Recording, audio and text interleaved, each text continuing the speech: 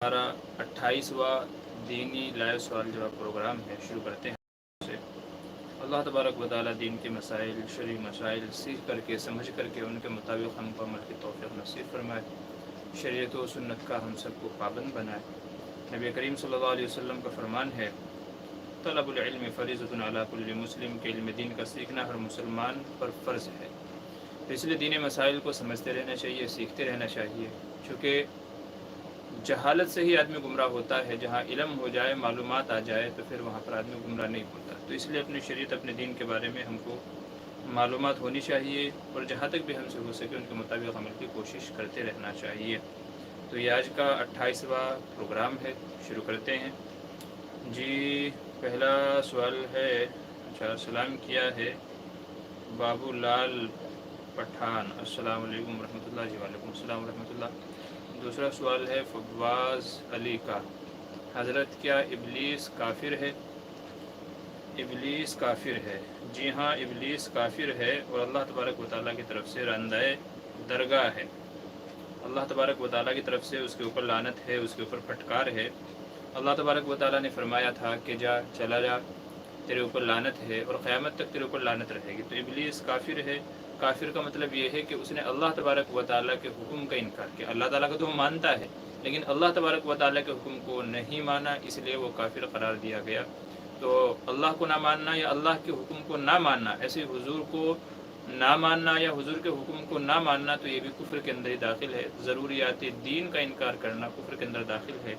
तो इबलीस जो लईन है, उसके ऊपर करोड़ों लानत हो, जो इंसान को बहकाता रहता है, गुमराह करता रहता है, तो वो काफिर है और बरोज़ क़यामत वो भी जहन्नम के अंदर जाएगा, जन्नत के अंदर नहीं जाएगा। तो इबलीस भी जहन्नम के अंदर जाएगा।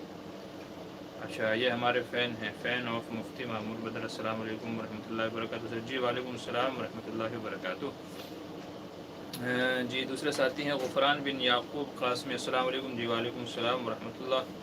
और आगे भाई हैं हमारे उलमाए देवबंद ऑफिशियल, अस्सलाम वालेकुम वरहमतुल्लाहि। मुफ्ती साहब जी वालेकुम सलाम वरहमतुल्लाह।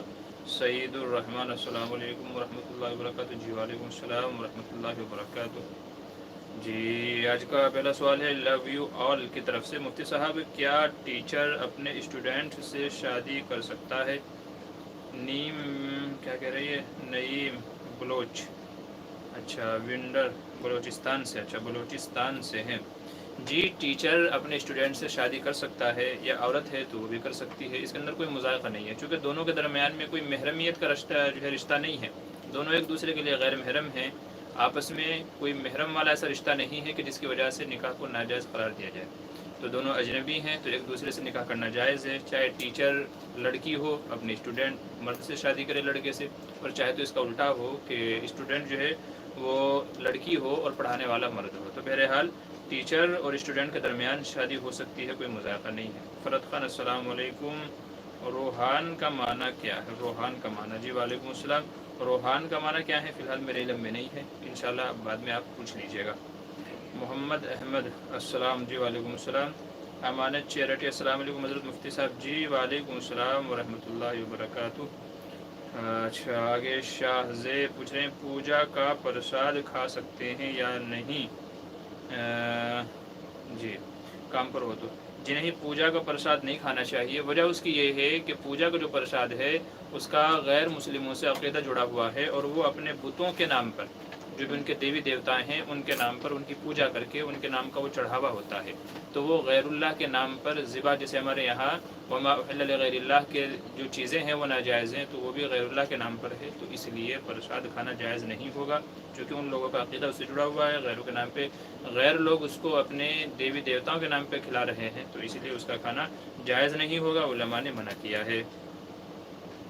जी मोहम्मद अहमद, अस्सलाम वालेकुम। जी वालेकुम सलाम। उलमा देवबंद ऑफिशियल, हज़रत मस्जिद कमेटी के हज़रात बहुत बड़े जाहिल हैं हमारे यहाँ और इमाम को बहुत परेशान करते हैं, उनका क्या करें? जी देखिए, जहालत का तो एक ही इलाज है, इल्म। जहालत का इलाज इल्म है। जो ऐसे हजरात हैं, जो ऐसे लोग हैं, तो आप उनको समझाएं बुझाएं, या तो अपने यहाँ किसी ऐसे मोतबर आलिम दीन को लेकर के आएँ, अपनी मस्जिद के अंदर बयान रखवाएं जो इस ताल्लुक़ से बातचीत करे, गुफ्तगू करे, लोगों को समझाए कि भाई मनसब इमामत क्या चीज़ होती है, इमाम के साथ हमको कैसा व्यवहार रखना चाहिए, कैसा ताल्लुक़ात हमको इमाम के साथ रखना चाहिए। اور کیسا نہیں رکھنا چاہیے. تو جو لوگوں کو آ کر کے بتائے، جو لوگوں کو آ کر کے سمجھائے، تو وہ چیزیں ہونی چاہیے. ٹھیک ہے، تو یہی اس کا ایک وہ ہو سکتا ہے. یا تو پھر دوسرا جو مسئلہ مشکل ہے، دوسرا مسئلہ بڑا مشکل ہے، اور وہ یہ ہے کہ ایسے لوگوں کو کمیٹی سے ہٹا دیا جائے. تو اس میں فتنے کا خوف ہو سکتا ہے.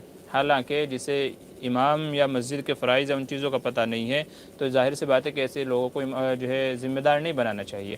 ذمہ دار انہی حضرات کو بنانا چاہیے جنہیں دین و دنیا دونوں کا علم ہو. خاص کر دنیا کا ہو نہ ہو، لیکن دین کا علم ضرور ہونا چاہیے. ٹھیک ہے، تو اس لیے اس کا طریقہ یہی ہے کہ اللہ والوں کو بلائیں، اپنے یہاں کے جو بڑے اکابر ہیں، جو بزرگ ہستیاں ہیں، ان کو بلائیں اور ان کے ذریعے سے ان کی اصلاح کی کوشش کریں. جی مفضل مظاہری ہمارے درسی ساتھی ہیں، یہ پوچھ رہے ہیں سر ڈھانک کر استنجا کرنا یہ فرض ہے، واجب ہے، سنت ہے یا مستحب ہے، یا پھر کیا ہے؟ پلیز تفصیل سے جواب دیں. جی استنجا کرنا سر ڈھانک کر کے یہ سنت کے اندر آئے گا. نبی کریم صلی اللہ علیہ وسلم کا معمول تھا کہ آپ جب استنجا کے لیے جاتے تو کھلا سر نہیں جاتے تھے. وجہ اس کی یہ ہے کہ جتنے بھی کیٹانو یعنی گندی چیزیں، بری چیزیں ہوتی ہیں، خبیث جنات وغیرہ ہوتے ہیں، تو وہ سب کے سب وہیں گندی جگہوں پہ رہتے ہیں. تو اس لیے کہ وہاں جو کیٹانو وغیرہ رہتے ہیں وہ آدمی کے بالوں میں الجھ کر کے جو ہے نہ آ جائیں، آدمی کی تکلیف کا ذریعہ نہ بنے. تو اس لیے بتایا گیا کہ آدمی سر ڈھک کر کے بیت الخلاء جائے. تو یہ سنت کے اندر آئے گا، فرض واجب کے اندر نہیں آئے گا. جی اور بابو لال پٹھان کہہ رہے ہیں ہم 2-3 ساتھی بات کر رہے تھے تو ایک بندے کا نکاح نہیں ہوا، تو اس سے طلاق کے مسائل سمجھا رہے تھے، پر اچانک میرے دل میں وسوسہ آیا کہ میں اپنی بیوی کو دے رہا ہوں، پر ہمارا مقصد تھا سمجھانا. دیکھیے جب تک کہ طلاق کا تلفظ نہ کیا جائے، زبان سے نہ بولا جائے، اور جو ہے بیوی کی طرف نسبت نہ کی جائے اشارتاً کنایتاً صراحتاً، یعنی اشارتاً کنایتاً ہو یا پھر صراحت کے ساتھ میں ہو، بیوی کو طلاق دینا نہ ہو جب تک کہ، تو طلاق نہیں ہوگی. تو دل میں الفاظ بولنے سے، دل میں وسوسہ آنے سے طلاق نہیں ہوگی. ایسی سمجھانے کی نیت سے کسی کو طلاق کے مسائل سمجھائے جا رہے ہیں اور آدمی طلاق کے الفاظ بولتا ہے تو بھی طلاق نہیں ہوگی. ایسے ہی طلاق کے الفاظ بولے لیکن بیوی کی نیت نہیں تھی، بیوی کی طرف ان کو منسوب نہیں کیا ہے، تو بھی طلاق نہیں ہوگی. طلاق کی شکل بس یہی ہے کہ آدمی زبان سے بولے اور طلاق کے الفاظ بولتے ہوئے دل میں ارادہ کرے کہ میں بیوی کو طلاق دے رہا ہوں، تو پھر طلاق ہو جائے گی. اور اگر ایسا ہے کہ آپ کو شک ہو رہا ہے تو پھر بہتر ہے کہ آپ تجدید نکاح کر لیں، دوبارہ نکاح کر لیں. کوئی مشکل مسئلہ نہیں ہے. اپنے گھر والوں کو، بھائی بہن وغیرہ کو، 2 لوگوں کو، 2 مرد کو، اپنے بھائی اور والد کو گواہ بنا کر کے ایجاب و قبول کر لیں اور نیا مہر رکھ لیں 5,000-7,000. تو آپ کا جو یہ شک ہے، یہ ڈاؤٹ ہے، یہ بھی دور ہو جائے گا انشاءاللہ. ٹھیک ہے، یہ اس مسئلے کا حل ہو جائے گا جو آپ نے پوچھا ہے. محمد شعیب رحمانی کا سوال ہے مفتی صاحب اگر کسی نے کسی کو راندہ درگاہ کہا، اس کے بارے میں کیا حکم ہے؟ راندہ درگاہ کا مطلب یہ ہوتا ہے کہ کسی کے در سے بھگایا ہوا. راندہ درگاہ کا مطلب یہ ہے کہ اس کو اپنے در سے بھگا دیا، اپنے گھر سے بھگا دیا، یہ ہوتا ہے. تو راندہ درگاہ سے شخص کو کہا جاتا ہے جو بھاگا ہوا ہو. تو یہ لفظ اگرچہ نہیں استعمال کرنا چاہیے، کیونکہ یہ لفظ شیطان کے تعلق سے استعمال کیا جاتا ہے کہ اللہ تبارک و تعالیٰ نے اپنے دربار سے، اپنی بارگاہ سے اس کو بھگا دیا تھا، اس کے اوپر لعنت کر دی تھی. تو عام لوگوں کے لیے یہ لفظ استعمال نہیں کرنا چاہیے، بہتر یہی ہے. لیکن اگر کسی نے لفظ استعمال کر لیا ہے تو بہرحال اسے کافر یا اس طرح کا کوئی اس کے اوپر سخت حکم نہیں لگایا جائے گا. بس یہی کہا جائے کہ اس نے غلط الفاظ استعمال کیا ہے، ایسا نہیں کہنا چاہیے تھا. اور کہنے والوں کو بھی چاہیے کہ توبہ استغفار کرے اور آئندہ اس طرح کے الفاظ بولنے سے پرہیز کرے. اچھا ببلو پٹھان، تو اس سے بھی طلاق ہو جاتی ہے؟ میں آپ کے سوال کا جواب دے دیا. مہک سیفی السلام علیکم. جی وعلیکم السلام ورحمۃ اللہ. فواز علی کا سوال ہے حضرت حق بات پہ اللہ پہ قسم اٹھانا کیسا ہے؟ کیا اللہ کے علاوہ کسی اور پہ بھی قسم اٹھا سکتے ہیں؟ جیسے قرآن میں اللہ نے کئی چیزوں کی قسم اٹھائی ہے. دیکھیے اللہ نے جو چیزوں کی قسم اٹھائی ہے تو وہ ان کے عظمت اور ان کا تقدس کی وجہ سے اٹھائی ہے. باقی ہم لوگوں کے لیے نبی کریم صلی اللہ علیہ وسلم نے ارشاد فرمایا من اراد ان یحلف فلیحلف باللہ، کہ جو آدمی قسم کھانے کا ارادہ کرے تو وہ صرف اور صرف اللہ کی قسم کھائے، چونکہ اللہ سے بڑھ کر کے کوئی چیز نہیں ہے. سب سے زیادہ باعزت اور باعظمت جو ذات ہے وہ اللہ تعالیٰ کی ہے، تو اللہ تعالیٰ کی ہی قسم کھانی چاہیے. لیکن علماء فرماتے ہیں کہ اگر کسی نے قرآن کی قسم کھا لی، چونکہ قرآن کو بھی ہم مقدس مانتے ہیں اور بہت بڑی اس کو عزت دیتے ہیں، باعزت ہمارے درمیان سمجھی جاتی ہے، تو اگر کسی نے قرآن کی قسم کھا لی یا تو کعبے کی، بیت اللہ کی قسم کھا لی، ایسے ہی حضور کی قسم کھا لی کسی نے، تو وہ قسم بھی منعقد ہو جاتی ہے. بات اگر سچی ہے، دوسرے کو یقین دلانا ہو، سمجھانا ہو، تو قسم کھائی جا سکتی ہے. جھوٹی بات پر قسم نہیں کھانا چاہیے کہ جھوٹی بات پر قسم کھانا گناہ ہے اور حرام ہے. ٹھیک ہے، اور جس بات پر قسم کھائی تھی پھر اگر وہ قسم توڑ دیتا ہے تو پھر اس کا کفارہ بھی دیا جائے گا، کفارہ ادا کرنا ہوگا اس کا. جی آگے چلتے ہیں۔ عبدالصمد کا سوال ہے، السلام علیکم، اگر کالج میں کوئی غیر مسلم دوست برتھ ڈے کے لیے سیلیبریٹ کرے تو اس کے جواب میں سیلیبریٹ کر سکتے ہیں کیا؟ جی نہیں، دیکھیے یہ سیلیبریٹ کرنا، برتھ ڈے پارٹی ہو یا کوئی اور پارٹی ہو، یہ ہمارا شیوا نہیں ہے، یہ غیر مسلموں کا ہے، غیروں کا طریقہ ہے، اسلام نے اس کی اجازت نہیں دی ہے۔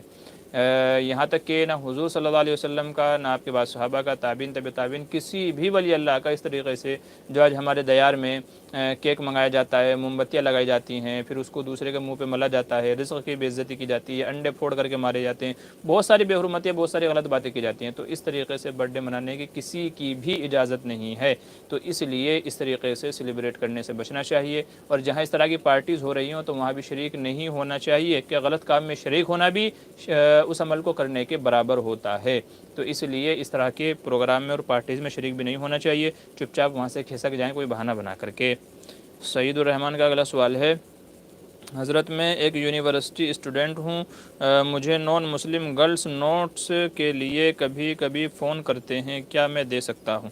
جی جو ضرورت کی حد تک ہے بس اسی حد تک کر سکتے ہیں، جو ضرورت کی حد تک ہے ان کی مدد کے واسطے سے بس اتنا کر سکتے ہیں۔ بہتر ہے کہ وہ نوٹس وغیرہ بھی آپ اپنی بہن کے ذریعے سے یا کسی اور محرم کے ذریعے سے ان تک پہنچانے کی فکر کریں، یہ سب سے بہتر طریقہ ہے، تاکہ شیطان دل میں کوئی وسوسہ نہ ڈالے۔ تو آپ کوشش کریں ان تک پہنچانا ہے یا ان کے نمبر پر بھیجنا ہے تو اپنی بہن یا کسی اور محرم وغیرہ کے ذریعے سے، یا تو ایسا ہے کوئی بیچ میں کوئی اور ایسا کوئی واسطہ ہو، معتبر واسطہ ہو، تو اس واسطے کے ذریعے سے آپ پہنچا دیں، ٹھیک ہے؟ تو یہ طریقہ اختیار کر لیں، امید ہے انشاءاللہ کہ شیطان آپ کو بہکا نہیں پائے گا۔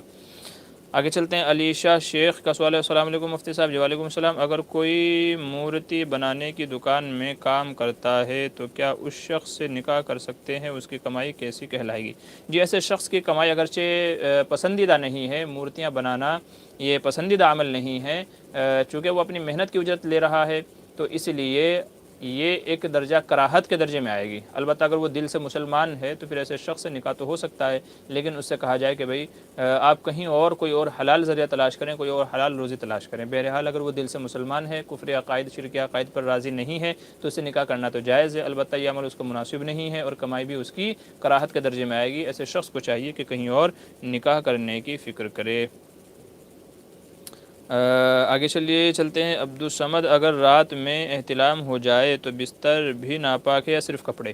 جی اگر بستر کے اوپر ناپاکی نہیں لگی ہے، اگر بستر کے اوپر ناپاکی نہیں لگی ہے تو بستر ناپاک نہیں کہلائے گا، کپڑے پہ لگی ہے تو کپڑا ناپاک کہلائے گا۔ تو جس جگہ پر ناپاکی لگی ہو صرف وہی جگہ ناپاک کہلائے گی، اس کو دھل دیا جائے، اس حصے کو دھل دیا جائے، تو کپڑا ہو، بستر وغیرہ ہو تو وہ پاک ہو جائے گا، ٹھیک ہے؟ اچھا، اور آگے چلتے ہیں۔ کیا انیس احمد، السلام علیکم مفتی صاحب، جویریہ کے معنی کیا ہیں؟ جی جویریہ نام کے معنی کیا ہیں فی الحال میرے ذہن میں نہیں ہے، آپ بعد میں معلوم کر لیجیے گا، انشاءاللہ میں آپ کو بتا دوں گا دیکھ کر کے۔ جی کیا ہے شبلی قاضی معمور بھائی، آپ خیریت سے ہیں؟ جی الحمدللہ، اللہ کا احسان ہے، آپ بتائیں کیسے مزاج ہیں، گھر میں سب لوگ کیسے ہیں؟ امید ہے کہ اللہ سب کو عافیت سے رکھے۔ عبدالصمد بھائی پوچھ رہے ہیں، ایک صاحب نے وظیفہ بتایا تھا میرے کو، بٹ وہ بولے اس کو کیا کریں، مشرق کی طرف رخ کر کے پڑھنا ہے، تو کیا یہ خلاف شریعت ہے یا پڑھ لے وظیفہ؟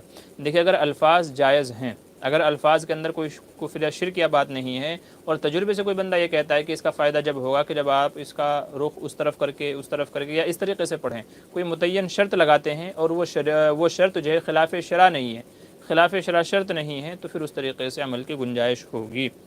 یہ مسئلہ آپ کا ہو گیا محمد۔ اچھا یہاں پر میں ایک بات اور عرض کر دوں کہ ایک دو سوال کر کے رک جائیں، دوسرے حضرات کو بھی سوال کرنے کا موقع دیں۔ ایسا ہوتا ہے کہ ایک بندے نے 5 10 سوال پوچھ لے، دوسرے بھائی کا نمبر ہی نہیں آتا، تو اس لیے ایک دو سوال کر کے رک جائیں، ٹھہر جائیں، تاکہ دوسرے حضرات کو بھی سوال کا موقع مل جائے، ٹھیک ہے؟ اور اگر کوئی سوال نہ کرے تو پھر آپ دوسرا سوال کر سکتے ہیں، نہیں تو ایک دو سوال ہی کریں تاکہ دوسرے لوگوں کو بھی سوال کا موقع مل جائے۔ جی ایم ڈی نظام الدین کہہ رہے ہیں، نکاح میں کتنا فرض ہے؟ صفوان مجیدی، جی صفوان مجیدی جی، نکاح میں اصل تو ایجاب و قبول ہے اور 2 گواہوں کا پایا جانا ہے، بس فرض تو یہ 2 ہی چیزیں ہیں نکاح کے اندر کہ ایجاب و قبول کرے۔ ایجاب و قبول کا مطلب یہ ہے کہ لڑکا لڑکی میں سے ایک کہے کہ میں نے فلاں سے، جو دلہا ہے، جو لڑکا ہے، میں نے اس سے نکاح قبول کیا، اور وہ کہے کہ ہاں مجھے بھی قبول ہے، تو دونوں قبول ہے بولیں کہ مجھے اس سے نکاح قبول ہے، مجھے اس سے نکاح قبول ہے، اس کا نام ایجاب و قبول ہے۔ تو یہ اگر قبول پایا جاتا ہے اور ساتھ میں 2 گواہ جو مرد ہوں، عقلمند ہوں، بالغ ہوں، مسلمان ہوں، تو 2 گواہ یا تو ایک مرد اور 2 عورتیں ہوں، تو اگر یہ 2 چیزیں پائی جاتی ہیں تو پھر نکاح ہو جائے گا، ٹھیک ہے؟ تو پھر نکاح ہو جائے گا۔ باقی اس کے علاوہ اور چیزیں سنت ہے، جیسے خطبہ پڑھنا سنت ہے، اور اس کے علاوہ مہر جو ہے تو وہ بھی جو ہے سنت کے اس میں زمرے میں آتا ہے، ٹھیک ہے. تو اور جو چیزیں ہیں وہ سنت یا اس کے دائرے میں آتی ہیں، ٹھیک ہے. فرض یہی 2 چیزیں ہیں. ایم ڈی شعیب رحمانی، شکریہ مفتی صاحب. جی ٹھیک ہے. مفضل مظاہری، شکریہ، جزاک اللہ. جی بہت بہت شکریہ آپ کا بھی. اور لو یو آل. مفتی صاحب اگر کسی لڑکے اور لڑکی کو غلط کام کرتے دیکھا جائے تو ان کی سزا کیا ہے اسلام میں؟ جی اگر غلط کام کیا جسے بدکاری یا زناکاری کہتے ہیں، تو اگر 4 گواہ اس بات کی گواہی آ کر کے دیں کہ ہاں ہم نے ان کو زنا کرتے ہوئے دیکھا ہے اس طریقے سے، تو پھر اگر وہ غیر شادی شدہ ہیں تو ان کی جو سزا ہے وہ 80 کوڑے ہیں کہ ان کو 80 کوڑے مارے جائیں گے، اور اگر وہ شادی شدہ ہیں تو پھر دونوں کو پتھر مار کر کے سنگسار کر دیا جائے گا، ہلاک کر دیا جائے گا. تو یہ اسلام کے اندر سزا ہے، اور یہ سزا وہیں جاری ہوگی جہاں اسلامی حکومت ہو، جہاں قاضی ہو. تو جہاں پر قاضی ہو تو قاضی ہی یہ سزا دے گا، بقیہ دوسرے لوگ اس سزا کو جیسے ابھی ہمارا ہندوستان ہے تو یہاں پر اگر کوئی کسی کو دیکھ لے اور بولے بھائی میں تو یہ سزا کروں گا، پتھر مار کے ہلاک کروں گا، تو یہاں یہ احکام جاری نہیں ہوں گے. جیسے سعودی ہے تو سعودی اسلامی ملک ہے، اسلامی کنٹری ہے، یا اور دوسری ترکی وغیرہ جو اسلامی کنٹریز ہیں، تو وہاں پر جو قاضی ہوتا ہے تو اگر زناکاری شرعی شہادتوں کے ساتھ ثابت ہو جائے تو پھر یہ سزا دی جائے گی، ٹھیک ہے. یہ چیز اچھے سے یاد رکھ لیجئے گا. اچھا، دوسری بات یہ ہے کہ میں سب کے سوالات کے جوابات دوں گا، تو اس لیے آپ حضرات بنے رہیے ساتھ میں آہستہ آہستہ ترتیب وار ہر ایک کے سوال کا جواب دے رہا ہوں. تو اس لیے ہو سکتا ہے کہ آپ نے سوال کیا ہو اور ابھی تک اس کا جواب نہ ملا ہو، تو تھوڑا سا انتظار کیجئے، انشاءاللہ آپ کے سوال کا بھی جواب مل جائے گا. تو میں ترتیب وار جواب دے رہا ہوں، چونکہ سوال بہت سارے آ جاتے ہیں تو پھر مشکل ہو جاتا ہے جواب دینا. باقی انشاءاللہ سب کے سوالات کے جواب دوں گا. اچھا، عبدالصمد بھائی، آج کا چوتھا 5واں سوال ہے آپ کا. کہہ رہے ہیں کیا بخور جلانے اور خوشبو لگانے سے جنات فرشتے مدد کرتے ہیں یا نہیں؟ پلیز بتائیے. جی نہیں، ایسا تو کوئی بات نہیں ہے کہ بھئی یہ خوشبو لگا اگر ایسا ہونے لگے تو پھر تو وہ سب لوگ خوشبو لگا کر کے بخور وغیرہ لگا کر کے پھریں گے، بولے میرا کام ہے، جنات آئیں گے میرا کام کر دیں گے. تو ایسا نہیں ہے، ایسا نہیں ہے.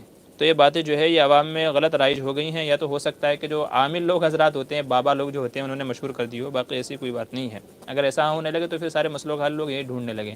اور خوشبو جو ہے نا وہ سونے سے بھی زیادہ مہنگی ہو جائے، یہ بخور جو ہے پھر وہ سونے سے بھی مہنگی ہو جائے کہ سب لوگ اسی کی طرف دوڑیں گے. امید ہے بات سمجھ گئے ہوں گے. جی یاسین بھائی کا سوال ہے. السلام علیکم مفتی صاحب. جی وعلیکم السلام. اگر آنکھوں کی دونوں بھویں ملی ہوئی ہوں تو کیا درمیان کے بال تراش سکتے ہیں یا اکھیڑ سکتے ہیں؟ جی مردوں کے لیے تو اجازت نہیں ہے. اگر بھووں کے جو یہ درمیان کے بال ہیں اگر یہ آپس میں ملے ہوئے ہوں تو مردوں کو تو اجازت نہیں ہے. البتہ عورت کے لیے اجازت ہے. اگر یہ بھووں کے بال ملے ہوئے ہوں عورت کے اور دیکھنے میں عورت بدصورت لگتی ہو اور شوہر کو اس سے تکلیف ہوتی ہو یا کراہیت ہوتی ہو، تو پھر ایسی صورت میں صرف جو بیچ کے بال ہیں صرف ان کو اکھاڑنے کی علماء نے اجازت دی ہے. تو عورت کے لیے اجازت ہے، مرد کے لیے اجازت نہیں ہوگی. اچھے سے سمجھ گئے. جی آگے چلیے. سعید الرحمن حضرت، میت کو غسل اور کفن کا پریکٹیکل طریقے پر آپ ایک ویڈیو بنانے والے تھے، کیا وہ مل سکتا ہے؟ جی یاد دلانے کے لیے شکریہ، لیکن ابھی تک جو ہے نا اس کی تیاری ہو رہی ہے، کیونکہ اس کے لیے وہ اسٹیچو بھی لینا پڑے گا. تو بہرحال اس کی کوشش میں ہے. یاد دلانے کے لیے شکریہ. انشاءاللہ جلدی ہی اس کے اوپر ویڈیو بنے گی پوری. میں وہی چاہ رہا ہوں کہ انشاءاللہ پریکٹیکل اس کے اوپر پوری ویڈیو بن جائے تاکہ اچھے سے سمجھ میں آ جائے. بس آپ یاد دلاتی رہیے. کام کاج مصروفیات اتنی ہیں کہ کچھ چیزیں یاد رہ جاتی ہیں، کچھ بھول جاتے ہیں. تو جو یاد رہ جاتی ہیں وہ ہو جاتا ہے، جو بھول جاتے ہیں تو آپ جیسے مخلص احباب یاد دلاتے ہیں تو انشاءاللہ پھر وہ بھی ہو جاتی ہیں. شکریہ یاد دلانے کے لیے. جی محمد کیا ہے صاحب، ان کا سوال ہے. السلام علیکم مفتی صاحب، امید ہے کہ بخیر ہوں گے. جی الحمدللہ. سوال، تبلیغ جماعت والے کہتے ہیں کہ اللہ کے راستے میں نکلنا بھی جہاد ہے. دیکھیں یہ جہاد وہ جہاد نہیں ہے جو حضور صلی اللہ علیہ وسلم کے زمانے میں تھا، تو یہ عین جہاد نہیں ہے. ہاں یہ بھی ایک جہاد کی ایک شکل ہے. جیسے امام بخاری رحمۃ اللہ علیہ نے جمعے کی نماز کے لیے نکلنا، اس کو بھی کتاب الجہاد اور باب الجہاد کے اندر لے کر کے آئے ہیں. تو اللہ کے راستے میں نکلنا، جمعے کی نماز کے لیے نکلنا، اپنے دینی بھائی کی مدد کے لیے نکلنا، تو بعض علماء نے ان کو بھی جہاد مانا ہے. لیکن یہ وہ حقیقی جہاد نہیں ہے کہ جس کے اوپر نبی کریم صلی اللہ علیہ وسلم نے ارشاد فرمایا کہ جب بندہ اللہ کے راستے میں شہید ہو جاتا ہے تو اس کا خون کا قطرہ زمین پر گرنے سے پہلے اس کی مغفرت ہو جاتی ہے. تو یہ حقیقی جہاد نہیں ہے، بلکہ یہ کہہ لیں یہ حکمی جہاد ہے کہ حکماً اس کو بھی جہاد کہا گیا ہے. تو وہ اس معنی کر کہتے ہیں. اور اگر کوئی اس کا الٹا کہتا ہے کہ جی نہیں یہ تو وہی جہاد ہے جس کی حضور نے وہ تعریف کی ہے، تو پھر وہ غلطی پر ہیں. ایسے لوگوں کو سمجھانا چاہیے. تو یہ حکمی جہاد ہے، حقیقی جہاد نہیں ہے. اس بات کو اچھے سے سمجھ لیجئے. جی ایم ڈی صابر پوچھ رہے ہیں. السلام علیکم ورحمۃ اللہ وبرکاتہ. مفتی صاحب، ایک صاحب کی 2 بیویاں ہیں تو وہ دونوں کے ساتھ انصاف کرنا چاہتا ہے. ہر ایک بیوی اس سے کوئی تعلق رکھنا نہیں چاہتی ہے جسمانی، اور اس کو چھوڑ بھی نہیں سکتا. ہاں تو اب بھائی 2 کی ہیں تو یہ تو کرنے سے پہلے مسئلے مسائل معلوم کرنے چاہیے تھے، کسی عالم کے پاس بیٹھتا، ان سے طریقہ پوچھتا، یا جو بھی مسئلے پریشانی آ رہی ہیں ان کا حل پوچھتا تو مسئلہ انشاءاللہ حل ہوتا۔ اب لوگ شوق شوق میں کر تو لیتے ہیں لیکن مینیج کیسا کرنا ہے وہ ان سے ہوتا نہیں ہے، تو اس لیے ضروری ہے کہ اگر آپ 2 شادیاں کر رہے ہیں تو پھر اس کی چیزیں بھی سیکھ لیں، کن کن چیزوں میں شریعت نے انصاف کو مطلوب کیا ہے، مقصود کیا ہے کہ بھئی کن کن چیزوں میں انصاف ہونا چاہیے، کس طریقے سے کرنا چاہیے، تو وہ سمجھ لیں گے انشاءاللہ تو وہی ہوگا، نہیں تو پھر مسئلہ وہی ہو جائے گا کہ بھئی جس کی 2 بیویاں ہیں تو وہ 2 انگاروں کے درمیان ہیں، اس کے پاس جاتا ہے تو یہ جلا دیتی ہے، اس کے پاس جاتا ہے تو وہ جلا دیتی ہے، تو پھر آدمی نہ ادھر کا رہتا ہے نہ ادھر کا رہتا ہے، سمجھ گئے؟ تو اس لیے بہرحال جو ہے کسی عالم سے رابطہ کر کے ان سے صلاح مشورہ کرے انشاءاللہ تو زندگی ان کی ڈگر پر آ جائے گی۔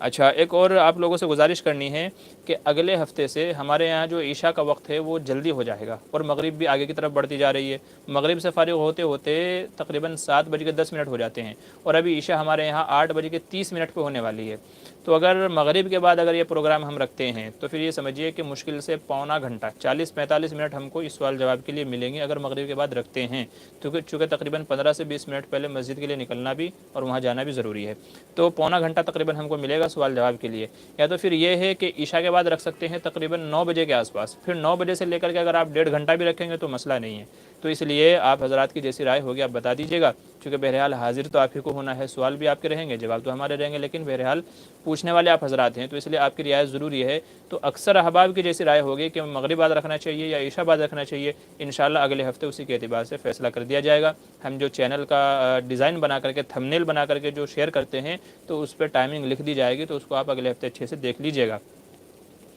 اچھا میں انشاءاللہ یہ بیان کے بعد میں آج کل میں یہ اپنے چینل کی کمیونٹی اس میں پول سسٹم جو ہے وہ پول سسٹم میں لکھ دوں گا، تو کہ بھئی اثر جو یہ لائیو سوال جواب ہے یہ مغرب بعد ہونا چاہیے یا عشاء کے بعد ہونا چاہیے، تو آپ حضرات وہاں پر اپنی رائے دے دیجیے گا، تو زیادہ جس طرح لوگوں کی رائے ہوگی انشاءاللہ اس کے اعتبار سے فیصلہ کر دیا جائے گا، تو پولنگ میں ووٹ کرنا آپ نہ بھولیے گا، ٹھیک ہے انشاءاللہ اسی پہ فیصلہ ہو جائے گا۔ چلیے آگے چلتے ہیں، آصف شیخ السلام علیکم، جی وعلیکم السلام۔ امامہ جمال کہہ رہی ہیں آج کل شادیوں ہال میں ہوتی ہیں تو کیا لیڈیز کا ہال میں جانا درست نہیں ہے کیا؟ جی عورتوں کو تو گھر سے باہر نکلنے سے منع ہی کیا گیا ہے، عورتوں کو جو ہے باہر نکلنا منع کیا گیا ہے، اس لیے عورتوں کو شادی ہال میں نہیں جانا چاہیے، ان کو جانے کی ضرورت بھی کیا ہے، بھئی دلہن تو دوسرے گھر میں آئے گی تو آپ اپنا جس کے گھر میں دلہن آئی ہے وہاں جا کر کے دیکھ سکتی ہیں، رہ گئے بات کھانے پینے کی تو کھانے پینے کا نظم آپ گھر میں بھی منگوا سکتے ہیں، گھر میں بھی کروا سکتے ہیں، تو یہ مسئلہ ہے۔ اچھا آج کل یہ خاص کر بڑے شہروں میں ہے، بڑے شہروں میں اس لیے ہے کہ لوگ دور دراز سے آتے ہیں اور لوگوں کے گھر بھی چھوٹے ہوتے ہیں، تو اس لیے شادی ہال میں سب کو بلا لیا جاتا ہے تاکہ سب سے ملاقات بھی ہو جائے، سب کا کھانا پینا بھی ہو جائے، تو پھر اس صورت میں جب کہ ناگزیر ہو جائے مسئلہ اور اس کے علاوہ کوئی چارہ نہ ہو تو پھر پردے کا پورا اہتمام کرنا چاہیے، پورا پردہ ہونا چاہیے، لیڈیز الگ ہونی چاہیے اور جینٹس الگ ہونے چاہیے، کھانے پینے کا نظم بھی الگ الگ ہونا چاہیے، تو اگر پورا پردہ رکھا جائے تو شاید گنجائش نکل آئے، نہیں تو مرد و عورتوں کا ایک ساتھ جمع ہونا، اجتماع اس طریقے سے کرنا، بن ٹھن کر کے وہاں جانا، خوشبوئیں لگا کر کے، لالی پاؤڈر کریم پاؤڈر لگا کر کے اس طریقے سے وہاں جانا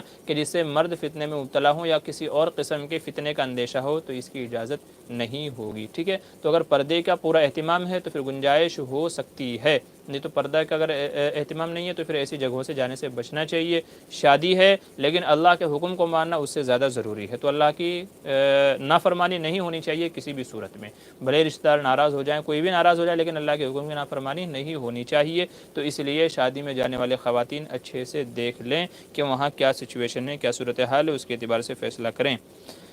جی آگے چلتے ہیں، حسیب خان کا سوال ہے، السلام علیکم مفتی صاحب، اگر مغرب کی آخری تیسری رکعت مل گئی، امام صاحب کے سلام پھیرنے کے بعد پھر مقتدی کو 2 بار قاعدے میں بیٹھنا پڑے گا یا 1 بار؟ جی اس کے لیے دونوں گنجائش ہے، وہ 2 بار بھی بیٹھ سکتا ہے اور صرف 1 بار بھی بیٹھ سکتا ہے، یعنی ایک تو امام کے ساتھ میں جو ہے مل گئی، اب اس کی 2 رکعت باقی ہیں تو چاہے تو دونوں رکعت پڑھنے کے بعد پھر قاعدہ اخیرہ کرے اور چاہے تو دوسری رکعت میں بھی بیٹھے، تیسری رکعت میں بھی بیٹھ جائے، تو دونوں طرح کی اس کے لیے گنجائش ہے، دونوں طرح عمل کر سکتے ہیں، نماز ہو جائے گی۔ جی عبدالصمد آگے پوچھتے ہیں، حضرت سوالات کیا کہہ رہے ہیں، شہوت پہ کنٹرول کرنے کا کوئی طریقہ بتائیے، بہت کوشش کرتے ہیں بٹ کبھی نہ کبھی غیر محرم پر نظر پڑ ہی جاتی ہے، پلیز بتائیے۔ جی شہوت پہ کنٹرول کرنے کا طریقہ حدیث میں فرمایا گیا فَعَلَيْكُمْ بِالصَّوْمِ، کہ روزہ رکھے، فإنہ لہ وجا، اس لیے کہ یہ خواہشوں کو توڑ دیتا ہے۔ آدمی روزے کی حالت میں، جیسے رمضان میں ہم روزہ رکھتے ہیں تو بہت سارے گناہوں سے محفوظ ہو جاتے ہیں، بہت سارے گناہ چھوڑ دیتے ہیں، تو آپ روزہ رکھیے انشاءاللہ، اللہ تعالیٰ اس کی برکت سے نظر کی بھی حفاظت کرے گا اور شہوت کی بھی حفاظت کرے گا۔ اور اگر جو ہے شادی ممکن ہے تو پھر جتنی جلدی شادی کر لیں گے اتنا بہتر ہے۔ تو جب تک کہ شادی کے انتظامات نہیں ہو جاتے تب تک کہ آپ جو ہے روزہ رکھ کر کے اپنے خواہشوں کو کنٹرول کریں، اور یا تو پھر ایک طریقہ اس کا یہ بھی ہے کہ آپ مسجد میں زیادہ سے زیادہ وقت گزاریں، زیادہ سے زیادہ وقت اپنا مسجد کے اندر گزاریں۔ انشاءاللہ مسجد وہ جگہ ہے کہ جو ہر گناہ سے محفوظ، جہاں آدمی رہ سکتا ہے، تو مسجد کے اندر زیادہ سے زیادہ وقت گزارنے کی کوشش کریں۔ جی بزم بیان، السلام علیکم صاحب، حدیث قدسی کی تعریف کیا ہے؟ جی حدیث قدسی کا مطلب یہ ہے کہ جس کے الفاظ اور معانی دونوں اللہ تبارک و تعالیٰ کی طرف سے ہوں، جس کی نسبت سرکار دو عالم صلی اللہ علیہ وسلم اللہ کی طرف کریں کہ اللہ نے یوں فرمایا، تو اسے حدیث قدسی کہا جاتا ہے۔ دیکھیں اللہ کی طرف سے دو طرح کے الفاظ نازل ہوئے، ایک وحی مطلوع اور ایک وحی غیر مطلوع۔ وحی مطلوع کا مطلب تو یہ ہے کہ اس کی تلاوت کی جاتی ہے، جیسے قرآن کہ یہ اللہ ہی کی طرف سے ہے، جو الفاظ ہیں قرآن کے وہ اللہ کی طرف سے ہیں اور تلاوت کیے جاتے ہیں، پڑھے جاتے ہیں، تو اس کو کہا جاتا ہے وحی مطلوع۔ اور دوسری قسم ہے وحی غیر مطلوع، یعنی اس کی تلاوت نہیں ہوتی، الفاظ وہ بھی اللہ ہی کی طرف سے ہے، تو اس کو کہا جاتا ہے حدیث قدسی۔ جیسے کہ یوزینی ابن آدم، اللہ تعالیٰ فرماتے ہیں کہ آدم کا بیٹا مجھے تکلیف دیتا ہے، کہ وہ مجھے گالی دیتا ہے، وہ زمانے کو گالی دیتا ہے، حالانکہ زمانے کو عدلنے بدلنے والا تو میں ہوں، سمجھ گئے؟ تو یہ حدیث قدسی کے اندر آتا ہے۔ تو حدیث قدسی کا مطلب یہ ہے کہ جس الفاظ کی نسبت آپ صلی اللہ علیہ وسلم اللہ کی طرف کریں کہ اللہ تعالیٰ نے یوں فرمایا، تو وہ حدیث قدسی، اسے حدیث قدسی کہا جاتا ہے، اسے حدیث قدسی کہتے ہیں۔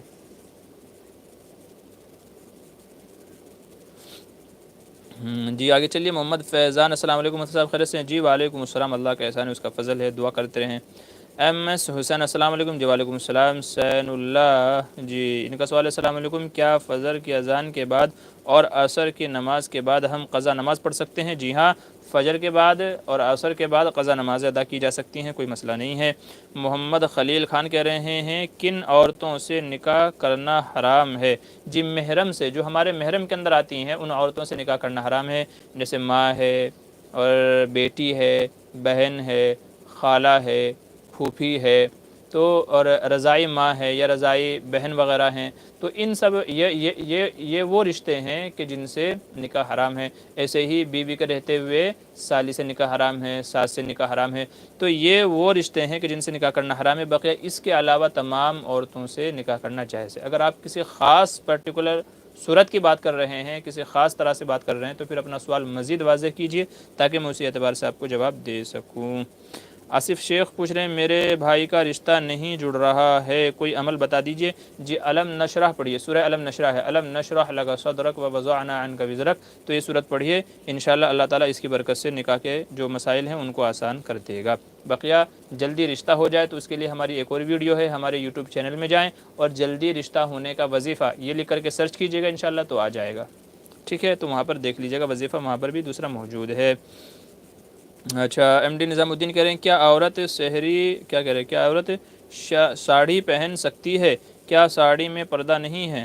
اچھا جی دیکھیے، ساڑی سے اگر پردہ ہو جاتا ہے، چونکہ عموماً ساڑی ہندو عورتیں پہنتی ہیں اور وہ اس طریقے سے پہنتی ہیں کہ جس سے ان کے پیٹ کا حصہ اور پیچھے سے پیٹھ کا حصہ کھلا رہ جاتا ہے، کہنے کا مطلب یہ ہے کہ سطر دکھتا ہے، تو اگر اس طریقے سے پہنے تو وہ تو ناجائز ہے، اس کی تو اجازت نہیں ہے۔ لیکن اگر ساڑی کو اس طریقے سے پہنتی ہیں کہ عورتوں کے پورا جسم کور ہو جاتا ہے، یہاں تک کہ ہاتھ بھی ان کے ہتھیلیوں تک کے کور ہو جاتے ہیں، ہتھیلیوں تک کے ان کے ہاتھ بھی کور ہو جاتے ہیں، جسم کا کوئی حصہ نہیں دکھتا ہے، تو اگر اس طریقے سے عورت اپنے آپ کو کور کر کے ساڑی پہنتی ہے تو پھر اس کے پہننے کی اجازت ہوگی۔ لیکن چونکہ یہ ہندو عورتوں کا شعار ہے، یہ ان کا پہناوا ہے، تو اس لیے مسلم عورتوں کو اس طرح کا لباس پہننے سے بچنا چاہیے۔ ہاں اگر کوئی علاقہ، کوئی جگہ ایسی ہے کہ جہاں پر ہندو مسلم سبھی ایک طرح کا، جیسے ساؤتھ میں اگر آپ جائیں گے تو ساؤتھ میں یہ ساڑی ہندو بھی پہنتی ہیں، مسلم عورتیں بھی پہنتی ہیں، تو اگر کہیں پر یہ چیز کامن ہو جائے تو پھر اجازت ہوگی، لیکن شرط یہی ہے کہ ساڑی سے پورا جسم ڈھکا ہوا ہونا چاہیے، سطر دکھنا نہیں چاہیے۔ محمد خلیل کہہ رہے ہیں کن سے نکاح حلال ہے اور جائز ہے؟ جی قرآن میں تفصیل دیکھ لیجئے جہاں پر اللہ تعالیٰ نے تفصیل بیان کی ہے۔ حرمت علیکم امہاتکم وبناتکم وخواتکم وعماتکم وخالاتکم وبنات الاخ وبنات الاخت وامہاتکم اللاتی ارضعنکم وخواتکم من الرضاعہ وامہات نسائکم وربائبکم اللاتی فی حجورکم من نسائکم اللاتی دخلتم بہن۔ تو اس کی آپ تفسیر دیکھ لیجئے انشاءاللہ، وہاں آپ کو تفصیل مل جائے گی کہ کن سے نکاح جائز ہے اور کن سے نکاح ناجائز ہے۔ محمد خلیل کیا کہہ رہے ہیں، قضا نماز کب پڑھنا چاہیے؟ جی قضا نماز کبھی بھی پڑھی جا سکتی ہے، سورج نکلنے کا وقت چھوڑ کر کے، سورج غروب ہونے کا وقت چھوڑ کر کے، اور زوال کا وقت چھوڑ کر کے، تو یہ 3 اوقات چھوڑ کر کے قضا نماز کبھی بھی ادا کی جا سکتی ہے۔ جی مفتی صاحب نعم کا کیا معنی ہے؟ جی نعم کا معنی ہے ہاں، نعم کے معنی ہے ہاں، یہ عربی کا لفظ ہے اور کسی سوال کے جواب میں اس کو استعمال کیا جاتا ہے۔ جیسے آپ پوچھیں آپ کے پاس پین ہے تو ہم کہیں گے نعم عندی قلم، ہاں میرے پاس قلم ہے، میرے پاس پین ہے، تو نعم وہاں ہے۔ اور اگر آپ پوچھ رہے ہیں نعیم کے معنی کیا ہے، تو نعیم کے معنی ہو جائے گا ناز و نعمت میں پلنے والا، ٹھیک ہے، ناز و نعمت میں پلنے والا، آسائش اور راحت و آرام والا، یہ نعیم کے معنی ہو جائیں گے، نعمتوں والا اس کے معنی ہو جائیں گے۔ آگے چلیے محمد خلیل کہہ رہے ہیں کہ نفل نماز بیٹھ کر پڑھ سکتے ہیں؟ جی نفل نماز اگر بیٹھ کر کے پڑھیں گے تو اس کا ثواب آدھا ہو جائے گا، جیسا کہ حدیث میں کہا گیا۔ تو نفل نماز اگر بیٹھ کر کے پڑھیں گے تو ثواب آدھا ملے گا، کھڑے ہو کر کے پڑھیں گے تو ثواب پورا ملے گا۔ تو نفل نماز بیٹھ کر کے پڑھی جا سکتی ہے مگر ثواب آدھا ملے گا۔ رہ گئی سنت نمازیں، فرض نمازیں اور واجب نمازیں، تو ان کو کھڑے ہو کر کے ہی ادا کرنا ضروری ہے۔ اگر کھڑے ہو کر کے پڑھ سکتے ہیں، اگر بیٹھ کر کے پڑھیں گے تو پھر یہ نمازیں ادا نہیں ہوں گی۔ نوافل میں اجازت ہے مگر ثواب آدھا ملے گا۔ آگے چلیے کیا کہہ رہے ہیں، چھوٹی بچیوں کو مسجد میں لانا کیسا ہے اور مسجد کے مکتب میں بھیجنا کیسا ہے؟ جی جو بچیاں نابالغ ہیں، شہوت کے قابل نہیں ہیں، تو اگرچہ انتظام یہی ہونا چاہیے کہ ان کو گھروں میں پڑھانا چاہیے، یا تو گھر کے علاوہ کوئی اور ایسا مکتب کا انتظام ہونا چاہیے جو مسجد نہ ہو، تو ایسی جگہ کا انتظام کرنا چاہیے اور وہاں پر ان کو تعلیم دینی چاہیے۔ لیکن اگر گھروں میں پڑھانے کا کوئی نظام نہیں ہے، مکتب جیسی کوئی اس طرح کی الگ سے جگہ نہیں ہے، کوئی اور شکل بھی نہیں ہے، تو پھر مسجد میں بھی جب تک کہ وہ بالغ نہیں ہو جاتی، لائق شہوت نہیں ہو جاتی، جو ہمارے دیار میں تقریباً 10 سے 12 سال سمجھی جاتی ہے، تو تقریباً 10 سے 12 سال کی لڑکیوں کو، یعنی اس سے کم عمر کی لڑکیوں کو مسجد میں تعلیم کی غرض سے بھیجنے کی اجازت ہوگی۔ اچھا آگے چلیے ایم ڈی نظام الدین کہہ رہے ہیں عورت کا جماعت نکلنا چاہیے کیا جائز ہے؟ کیا آپ پوچھ رہے ہیں بھائی، تھوڑا صحیح طریقے سے پوچھ لیا کیجیے کہ میں سوال صحیح سمجھ جاؤں۔ بہرحال میں سوال آپ کا سمجھ گا، آپ کا پوچھنا چاہ رہے ہیں کہ عورت کا جماعت میں جانا جائز ہے یا نہیں، عورت کو جماعت میں نکلنا چاہیے کہ یا نہ نکلنا چاہیے۔ جہاں تک بات اس سلسلے میں دارالعلوم دیوبند اور بہت سارے ہمارے دارالفتاؤں کی اور ہمارے اکابر کی، تو ان کی رائے یہ ہے کہ عورت کو جماعت میں نہیں جانا چاہیے، چونکہ عورت کے گھر سے باہر نکلنے میں بہت سارے فتنے ہیں اور جماعت میں جانے سے بھی بہت ساری عورتوں کو فتنے کے اندر مبتلا پایا گیا، تو اس لیے عورتوں کا اپنے محلے میں، پڑوس میں یا کہیں اور پروگرام کر کے ان کی تعلیم و تربیت اور اصلاح کی کوشش کرنی چاہیے اور نظام بنانا چاہیے۔ اس طریقے سے جماعتوں میں نکلنے کی اجازت نہیں دی ہے۔ البتہ بعض علماء نے اجازت دی ہے شرائط کے ساتھ میں، وہ شرائط یہ ہیں جیسے محرم پاس میں ہو، زیادہ دور نہ جایا جائے، جہاں وہ جا کر کے قیام کریں وہاں پردے کا پورا خیال کیا جائے، جسے تفقد کہا جاتا ہے کہ تفقد کرتے ہیں کہ عورتیں اس گھر میں ٹھہریں گی، تو اس طرح کی بہت ساری شرائط ہیں۔ تو بعض علماء نے اس غرض سے کہ چونکہ آج کل ہمارے گھروں میں تعلیم و تربیت کا کوئی نظام نہیں ہوتا، اصلاح کا کوئی طریقہ نہیں ہوتا، تو اگر عورتوں کی فکر نہیں کریں گے تو بددینی پھیلے گی، تو بعض علماء نے بہت خاص سخت شرائط کے ساتھ میں اجازت دی ہے۔ البتہ احوط یہ ہے کہ عورتوں کو جماعت میں نہ بھیجا جائے، یہ احوط ہے، سب سے بہتر طریقہ ہے، اس کی کوئی دوسری شکل بنانی چاہیے، جیسا کہ میں نے عرض کیا کہ اپنے گھروں میں یا کوئی اور جگہ دیکھ کر کے وہاں ان کی اصلاح کا نظام اور انتظام کرنا چاہیے۔ یہی ہمارے اکثر اکابر کی رائے ہے۔ آگے چلیے امانت ٹرسٹ، السلام علیکم حضرت مفتی صاحب۔ جی وعلیکم السلام ورحمۃ اللہ وبرکاتہ، بہت بہت شکریہ، اللہ آپ لوگوں کو جزائے خیر دے۔ یہ امانت ٹرسٹ ہیں، ہم ان کو جانتے ہیں، جو ساتھی ہیں ان سے ہماری اچھی پہچان ہے۔ یہ حضرات ماشاءاللہ زمینی لیول پہ بہت اچھی خدمتوں کا کام انجام دے رہے ہیں، غریبوں کی مدد کرنا، بہت سارے ایسے ہیں جن کی دوائی کا مسئلہ ہے، جو دوائیاں نہیں خرید پاتی ہے، ان کے مسئلہ، بہت ساری بیوائیں ہیں تو ان کی یہ لوگ مدد کرتے ہیں، گھر میں راشن پہنچانا، اور ایسے ہی ابھی حال ہی میں جو میرے سامنے آیا ہے، حال ہی میں ایک مسجد کا قیام عمل میں آیا ہے، تو اس میں امام صاحب کو رکھا گیا ہے، ان کی سیلری تنخواہ کا مسئلہ، تو بہت ساری خدمتیں ایسی ہیں کہ جو لوگ چپ چاپ کرتے رہتے ہیں، اللہ ان کے اندر اخلاص ایسے ہی باقی رکھے، اور جو ہے اللہ ان کے نظام کو ایسے جو ہے چلاتا رہے۔ باقی آپ حضرات سے گزارش ہے کہ اگر کوئی اس کار خیر میں حصہ لینا چاہے تو وہ ان حضرات سے رابطہ کر لے، مہینہ مہینہ جو بھی، بھلے ہی 10 روپے دے، 50 روپے دے، لیکن مہینہ مہینہ جو بھی اللہ کی رضا کے لیے اس چیز میں حصہ لینا چاہے، میں چونکہ ان کو جانتا ہوں، بہت ہی معتبر اور بہت ہی اچھے لوگ ہیں، اور یہ رجسٹرڈ بھی ہے، یہ جو امانت ٹرسٹ ہے یہ باقاعدہ رجسٹرڈ بھی ہے اور اس کا پورا نظام و حساب کتاب میرے سامنے بھی آتا رہتا ہے، تو یہ لوگ بڑی اچھی خدمات انجام دے رہے ہیں۔ تو اگر آپ حضرات میں سے کوئی اس میں شرکت کرنا چاہے اللہ کی رضا کے لیے تو وہ کر سکتا ہے، جو اس کے ذمہ دار حضرات ہیں آپ ان سے رابطہ کر لیجئے گا، ٹھیک ہے۔ یہ امانت ٹرسٹ ہے، تو آپ چینل پہ چلے جائیں اور چینل پہ جا کر کے کسی ویڈیو کے اندر کمنٹ کر دیں تو انشاءاللہ وہ لوگ آپ سے رابطہ کر لیں گے، ٹھیک ہے۔ تو اللہ ان کی خدمتوں کو قبول کرے اور جو اس میں جڑے ہوئے ہیں یا جڑنے والے ہیں اللہ ان کی بھی خدمتوں کو قبول کرے۔ جی محمد خلیل خان، دوسری شادی کتنی شرطیں ہیں؟ جی دوسری شادی کی شرط یہی ہے، صرف یہ شرط ہے کہ وہ انصاف کرے۔ دو بیویاں اگر کرنا چاہتا ہے تو دونوں کے درمیان انصاف کرے۔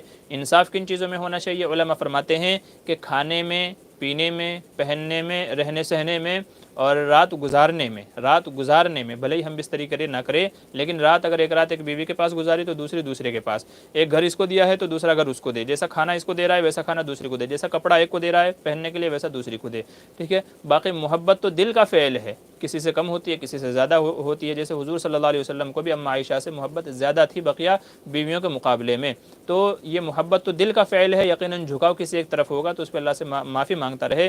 باقی جن چیزوں میں جو ہے شرط ہے انصاف کرنا، برابری کرنا، وہ یہ چیزیں ہیں کھانا پینا، رہنا سہنا، کپڑا لتا اور رات گزارنا، تو ان چیزوں میں انصاف شرط ہے۔ اگر آدمی کو یقین ہے کہ میں کر لوں گا تو ہی دوسری شادی کرے، نہیں تو قرآن کریم میں کہا گیا فَإِنْ خِفْتُمْ أَلَّا تَعْدِلُوا فَوَاحِدَةً، اگر انصاف نہیں کر سکتے تو پھر بس ایک ہی پر اکتفا کرو، بس ایک ہی لے لو۔ آج کل لوگ ایک ہی میں پریشان ہیں، تو اس لیے اگر آپ کو یقین ہے کہ ہاں میں ان دونوں چیزوں میں یہ جو چیزیں بتائی گئی ان سب میں بیویوں کے درمیان انصاف کر سکتا ہوں تو ہی دوسری شادی کا بیڑا اٹھائیں، ورنہ پھر کسی لڑکی کی زندگی کو خراب نہ کریں، اس کو چھوڑ دیں، اللہ شاید اسے کوئی اور بہتر نواز دے۔ تو ان چیزوں میں انصاف ضروری ہے اور شرط ہے۔ اب یہ آپ دیکھ لیں آپ کے اندر ہمت استطاعت ہے کہ نہیں ہے، مالی اعتبار سے بھی اور جسمانی اعتبار سے بھی۔ اچھا ذاکر حسین السلام علیکم۔ جی وعلیکم السلام۔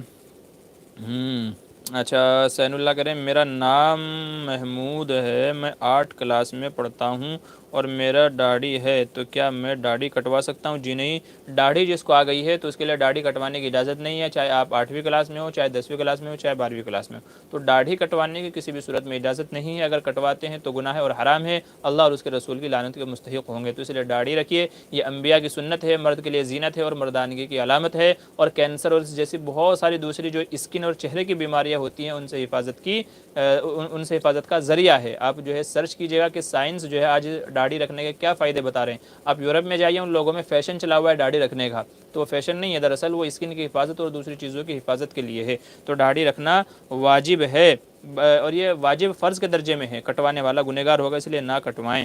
بزم بیان چینل ماشاءاللہ مفتی صاحب بہت خوب، جی شکریہ، جزاک اللہ خیر الجزا۔ کیا نکاح میں صحبت شرط ہے؟ کس فقی کے یہاں شرط ہے؟ جی کس فقی کے یہاں شرط ہے وہ تو مجھے علم نہیں ہے، البتہ نکاح میں صحبت شرط نہیں ہے۔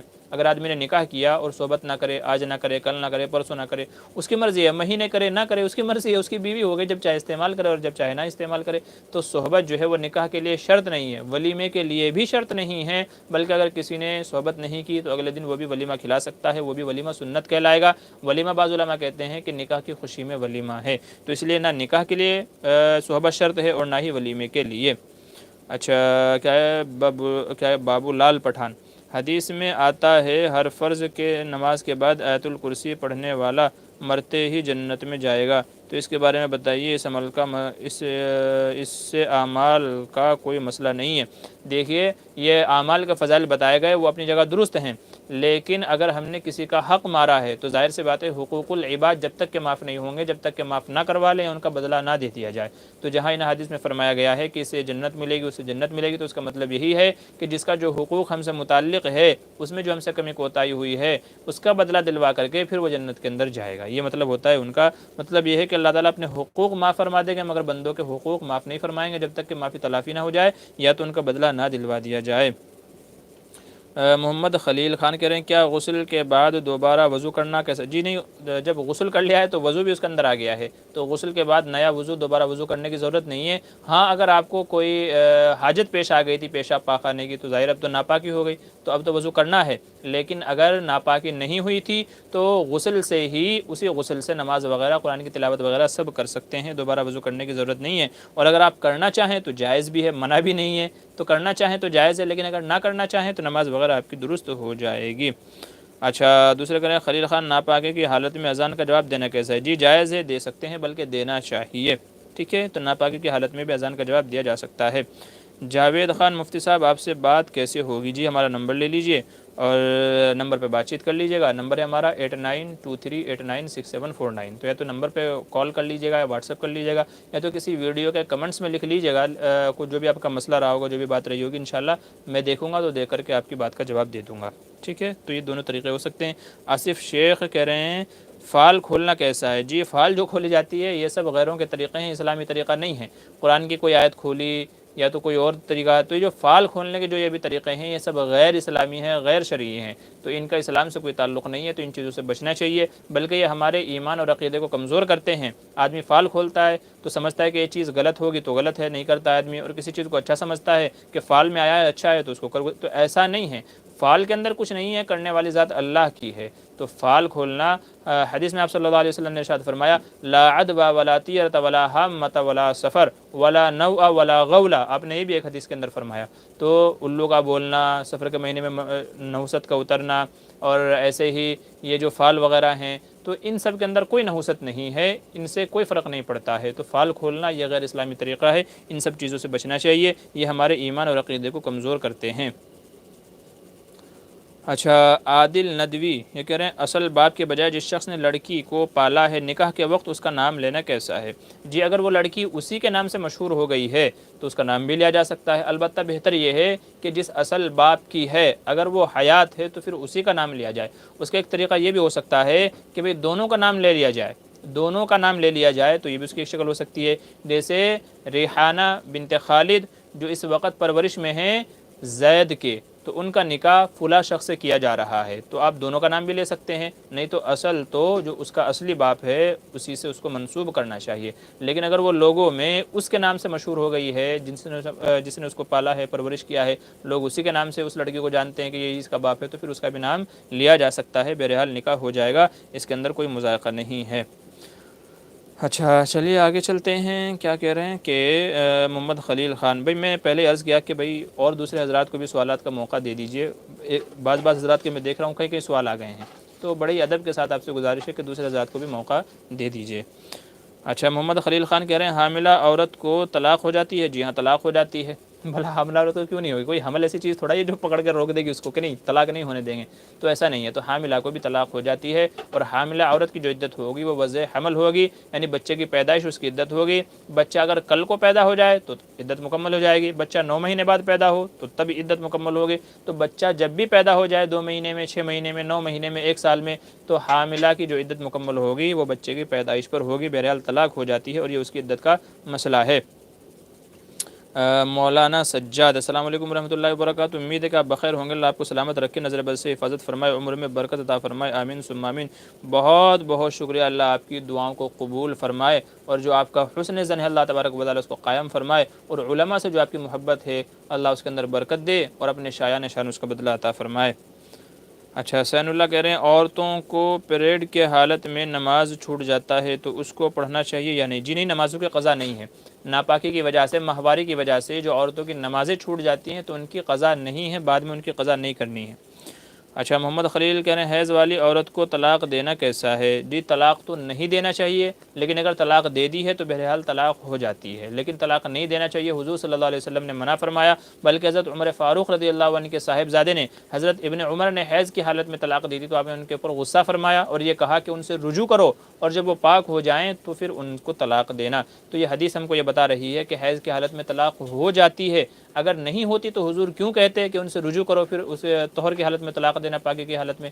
تو یہ حدیث ہم کو یہ بتا رہی ہے کہ حیض کی حالت میں طلاق ہو جاتی ہے، مگر حضور نے اس کو پسند نہیں کیا ہے، تو اس لیے طلاق پاکی کی حالت میں دینی چاہیے، یہی بہتر ہے۔ اچھا جاوید خان کہہ رہے ہیں السلام علیکم مفتی صاحب، جو حدیث میں آیا ہے کہ سب سے پہلے نماز کا حساب ہوگا، جس کی نماز اچھی ہوگی اس کے اعمال بھی اچھے ہوں گے، اس کا صحیح مطلب سمجھائیے۔ بھائی مطلب تو اس کا صاف واضح ہے کہ جب بندہ اللہ کے سامنے اللہ کے دربار میں کھڑا ہوگا تو اس وقت نماز کا حساب ہوگا کہ بتائیں بھائی اس نے جو فرض نمازیں، جو نمازیں 5 وقت کی اس کے ذمہ ڈالی گئی تھی، اس کے اوپر فرض کی گئی تھی، اس نے ان کو صحیح ادا کیا ہے کہ نہیں کیا ہے؟ بہرحال سب سے پہلے کس کا حساب ہوگا؟ بعض احادیث میں کہا گیا کہ خون کا سب سے پہلے حساب ہوگا، بعض احادیث میں آیا کہ رشتہ داری کا سب سے پہلے سوال ہوگا، تو کئی ساری احادیث کے تعلق سے آیا ہے، تو بعض علماء یہ فرماتے ہیں، اس کی تعویل یہ کرتے ہیں کہ اس سے ان کاموں کی اہمیت کو سمجھانا ہے کہ یہ بڑی اہم ہے۔ البتہ جو نماز کے تعلق سے جو حدیث ہے وہ بہت زیادہ مشہور ہے، تو اس لیے علماء یہ کہتے ہیں کہ اگر ہوگا بھی تو اس کا مطلب یہی ہے کہ اللہ تعالیٰ نمازوں کے بارے میں سوال کریں گے کہ نمازوں کو صحیح سے ادا کیا تھا نہیں کیا تھا، چونکہ ایمان کے بعد سب سے دوسرے نمبر پر جو چیز ہے، سب سے اہم جو چیز ہے تو وہ نماز ہی ہے، تو اس لیے سب سے پہلے نماز کا حساب ہوگا کہ روز محشر کے جہاں گداز بود اولی پرسش نماز بود، کہ روز محشر سب سے پہلے نماز کا حساب کتاب ہوگا۔ تو اس کا مطلب یہ ہے نماز اگر اچھی نکل آئی تو باقی اعمال بھی اچھے نکلیں گے، اور اگر نماز ہی خراب نکل گئی تو باقی اعمال کا بھی بھروسہ نہیں ہے۔ اچھا احمد سوشان کیا ہے، مفتی صاحب عشاء کے بعد رکھیں ایٹ لیسٹ 1.5 گھنٹے؟ جی بالکل رکھ سکتے ہیں، ابھی دیکھتے ہیں ووٹنگ پول کر کے دیکھتے ہیں ساتھیوں کیا رائے آتی ہے۔ بزم بیان مفتی صاحب عشاء کے بعد میں بہتر رہے گا؟ اچھا جی بزم جی ٹھیک ہے، دیکھتے ہیں انشاءاللہ جیسے لوگوں کے ووٹ آتے ہیں، زیادہ تعداد جیسی رہے گی، لوگوں کی رائے رہیں گی، انشاءاللہ اس کے حساب سے فیصلے کریں گے۔ اچھا پیارے بچے کہہ رہے ہیں میں نے بہت علماء سے سنا ہے زندگی میں باپ جو پراپرٹی کو تقسیم کرتا ہے وہ گفٹ ہبہ کہا جاتا ہے اور وراثت نہیں، لیکن ہمارے کلچر میں لڑکیوں کو باپ زندگی میں ہی دے دیتے ہیں۔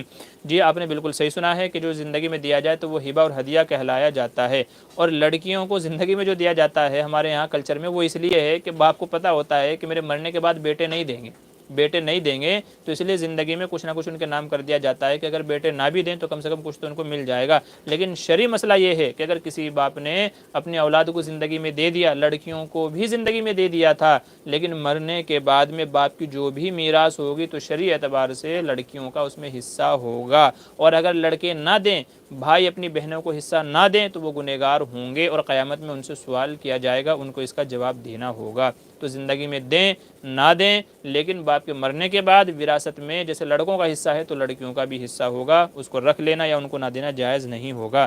بہرحال جو دیتے ہیں تو وہ اس وجہ سے دیتے ہیں۔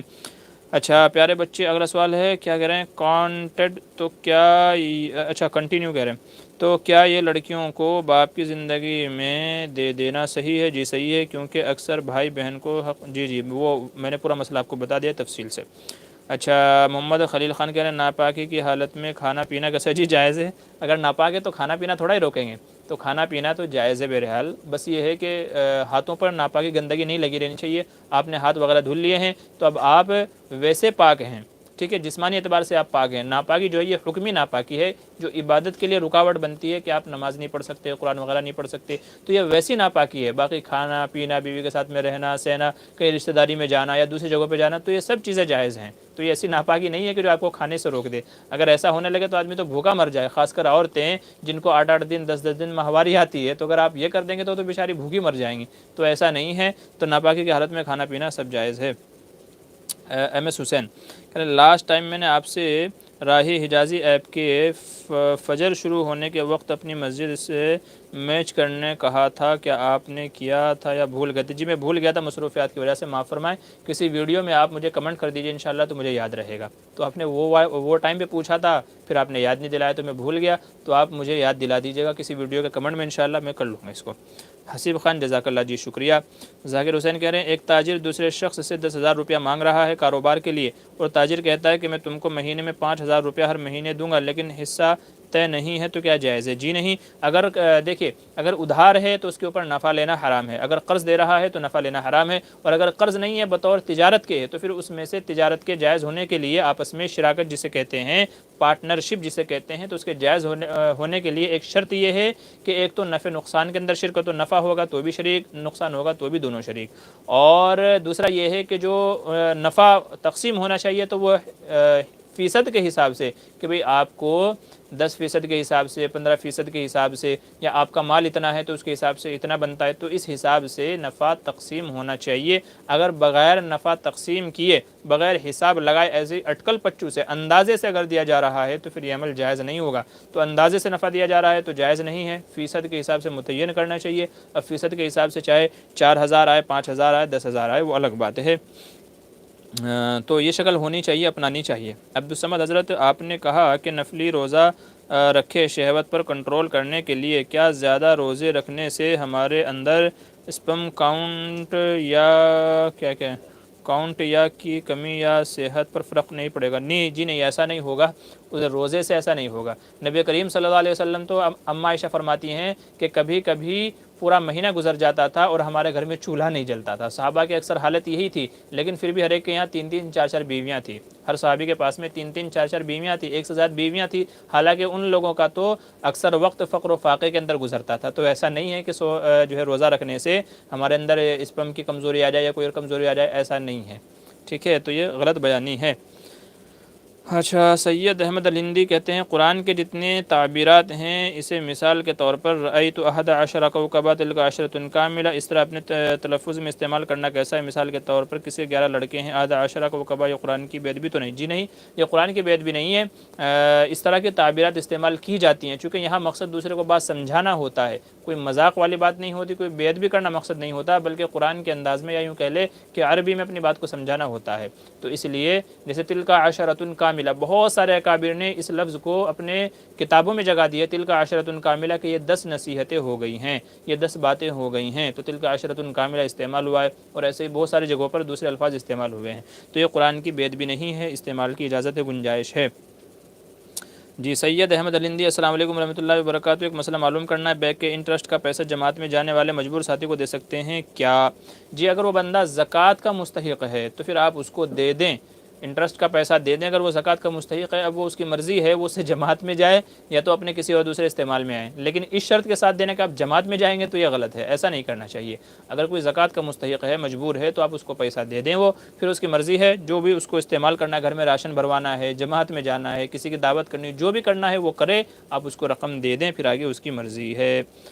محمد صاحب، السلام علیکم مفتی صاحب، ایک آدمی پر پیسے ہیں اور دینے کو کہتا ہے مگر دیتا نہیں اور جماعت میں جاتا تو کیا حکم ہے؟ بھئی یہی کہا جائے گا کہ وہ جو حقوق العباد ہے اس میں کمی کوتاہی کر رہا ہے۔ دیکھیں جماعت میں جانا یہ اللہ کا حق ہے، جماعت میں جائے گا، اس کے اعمال کی اصلاح ہوگی، نمازیں زیادہ پڑھے گا، قرآن کی تلاوت زیادہ کرے گا، تو وہ حقوق اللہ تو ادا کر رہا ہے مگر حقوق العباد ادا نہیں کر رہا ہے۔ تو امید ہے کہ انشاءاللہ جو جماعت کے ساتھی ہیں ان کے ذریعے سے بات پہنچائے کہ بھئی اس کے پاس میرا قرضہ ہے، تھوڑا اس کو وہ دلوا دیں، وہ ادا کروا دیں، تو امید ہے انشاءاللہ اس طریقے سے جماعت کے بڑے ذمہ دار ساتھی اس سے بات کریں گے تو آپ کے پیسے دینے پر بھی آمادہ ہو جائے گا۔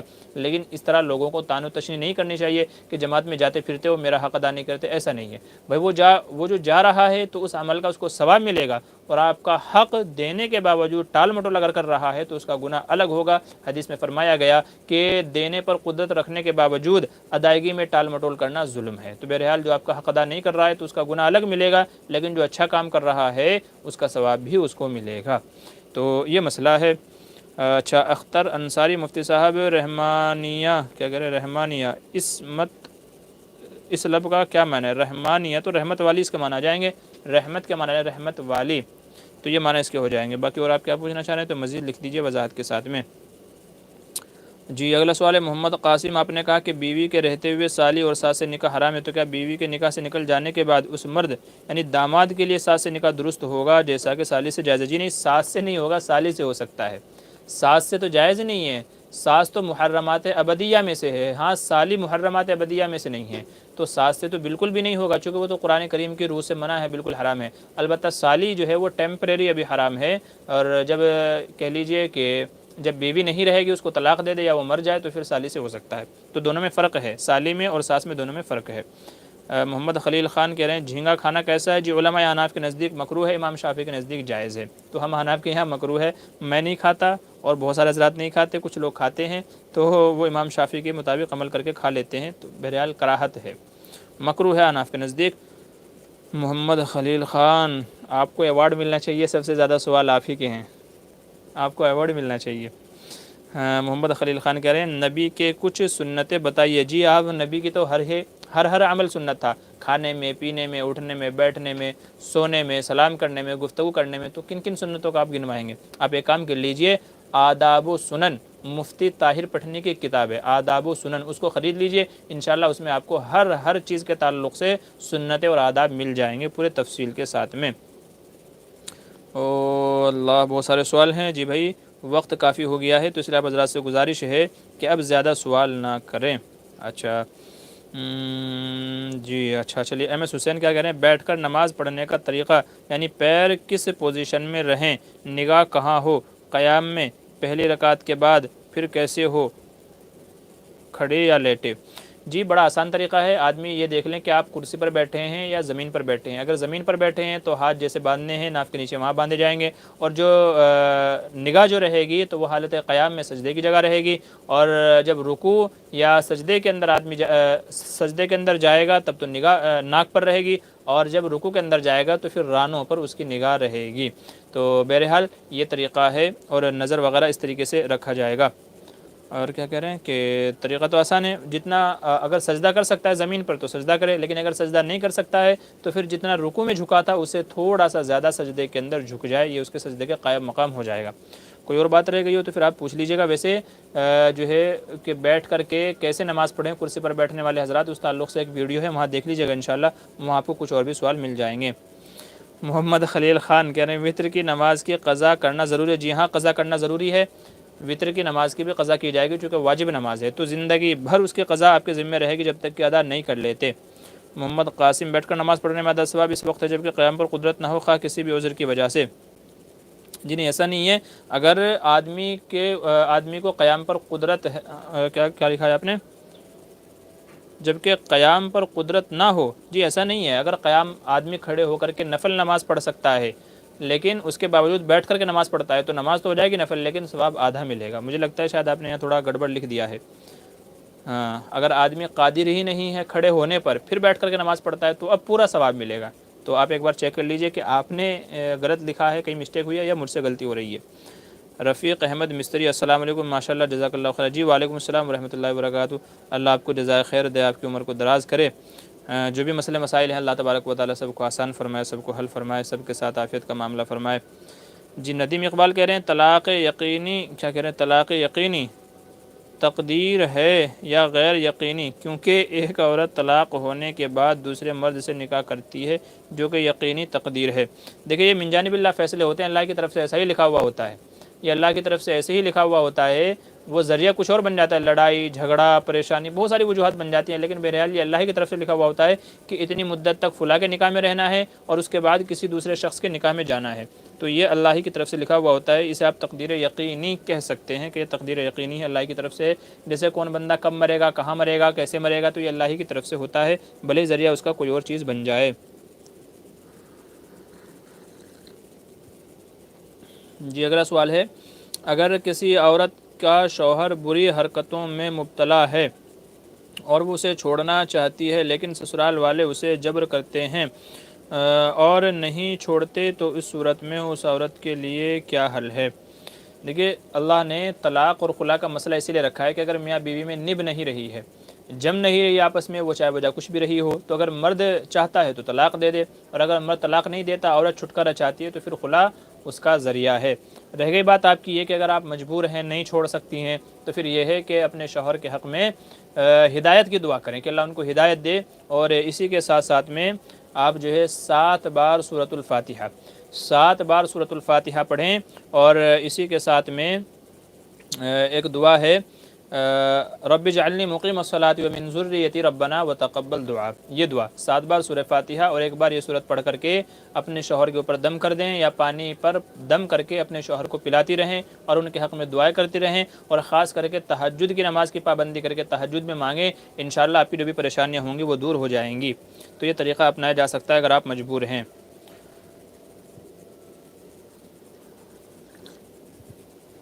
ہاں جی محمد خلیل خان استغفار کی فضیلت، بھائی آپ تو فضائل پہ آ گئے، فضائل نہیں، یہاں مسائل کا مسئلہ ہے۔ بہرحال استغفار کی فضیلت یہ ہے کہ اللہ تعالیٰ گناہوں کو معاف فرما دیتا ہے، اور اللہ تبارک و تعالیٰ درجات کو بلند فرماتا ہے، اور اللہ تبارک و تعالیٰ آدمی کے لیے روزی کے ذرائع اور پریشانیوں سے نکلنے کے راستے پیدا فرما دیتا ہے۔ حدیث کے الفاظ مجھے یاد نہیں ہیں، فی الحال ذہن میں نہیں ہے، لیکن یہ تمام باتیں احادیث سے ثابت ہیں، استغفار کے یہ تمام فضائل ہیں، گناہوں کا معاف ہونا، درجات کا بلند ہونا، روزی کا کشادہ ہونا اور پریشانیوں سے نکلنے کا راستہ، یہ تمام فضائل احادیث سے ثابت ہیں۔ محمد ہارون تیاگ السلام علیکم ورحمۃ اللہ، جی وعلیکم السلام ورحمۃ اللہ وبرکاتہ۔ ہارون بھائی کیسے ہیں آپ؟ انیس احمد کیا کریں، جویریہ کے معنی کیا ہے، صحیح نام کیا ہے، جویریہ یا جویریہ؟ جی جویریہ نام ہے اصل، جویریہ، جویریہ نہیں، جویریہ اصل لفظ ہے، معنی میں آپ کو بعد میں بتاؤں گا، بھی ذہن میں نہیں ہے۔ خلیل خان نجومی کے پاس جانا کیسا ہے؟ حرام ہے۔ آپ صلی اللہ علیہ وسلم نے ارشاد فرمایا من اتا عرافا فسألہ عن شیء، کہ جو کسی نجومی کے پاس گیا، کسی کاہن کے پاس گیا تو اللہ تبارک و تعالیٰ اس کی 40 دن کی نمازیں قبول نہیں فرماتا۔ تو نجومی کے پاس جو ہاتھ دیکھ کر کے، ہاتھ کی ریکھائیں دیکھ کر کے یا کچھ اور چیزیں معلوم کر کے آدمی کا مستقبل بتاتے ہیں، فیوچر بتاتے ہیں، تو ایسے لوگوں کے پاس نہیں جانا چاہیے۔ یہ ہمارے ایمان و یقین کو بگاڑتے ہیں، اللہ پر ہمارے عقیدے کو اور یقین کو کمزور کرتے ہیں، توکل کو ختم کرتے ہیں، تو ایسے لوگوں کے پاس نہیں جانا چاہیے۔ کہ کیا کہتے ہیں، عمر تعویذ لکھ کے دیتا تھا عمر طویل کے، عامل وہ خود بیچارہ جوانی میں مر گیا۔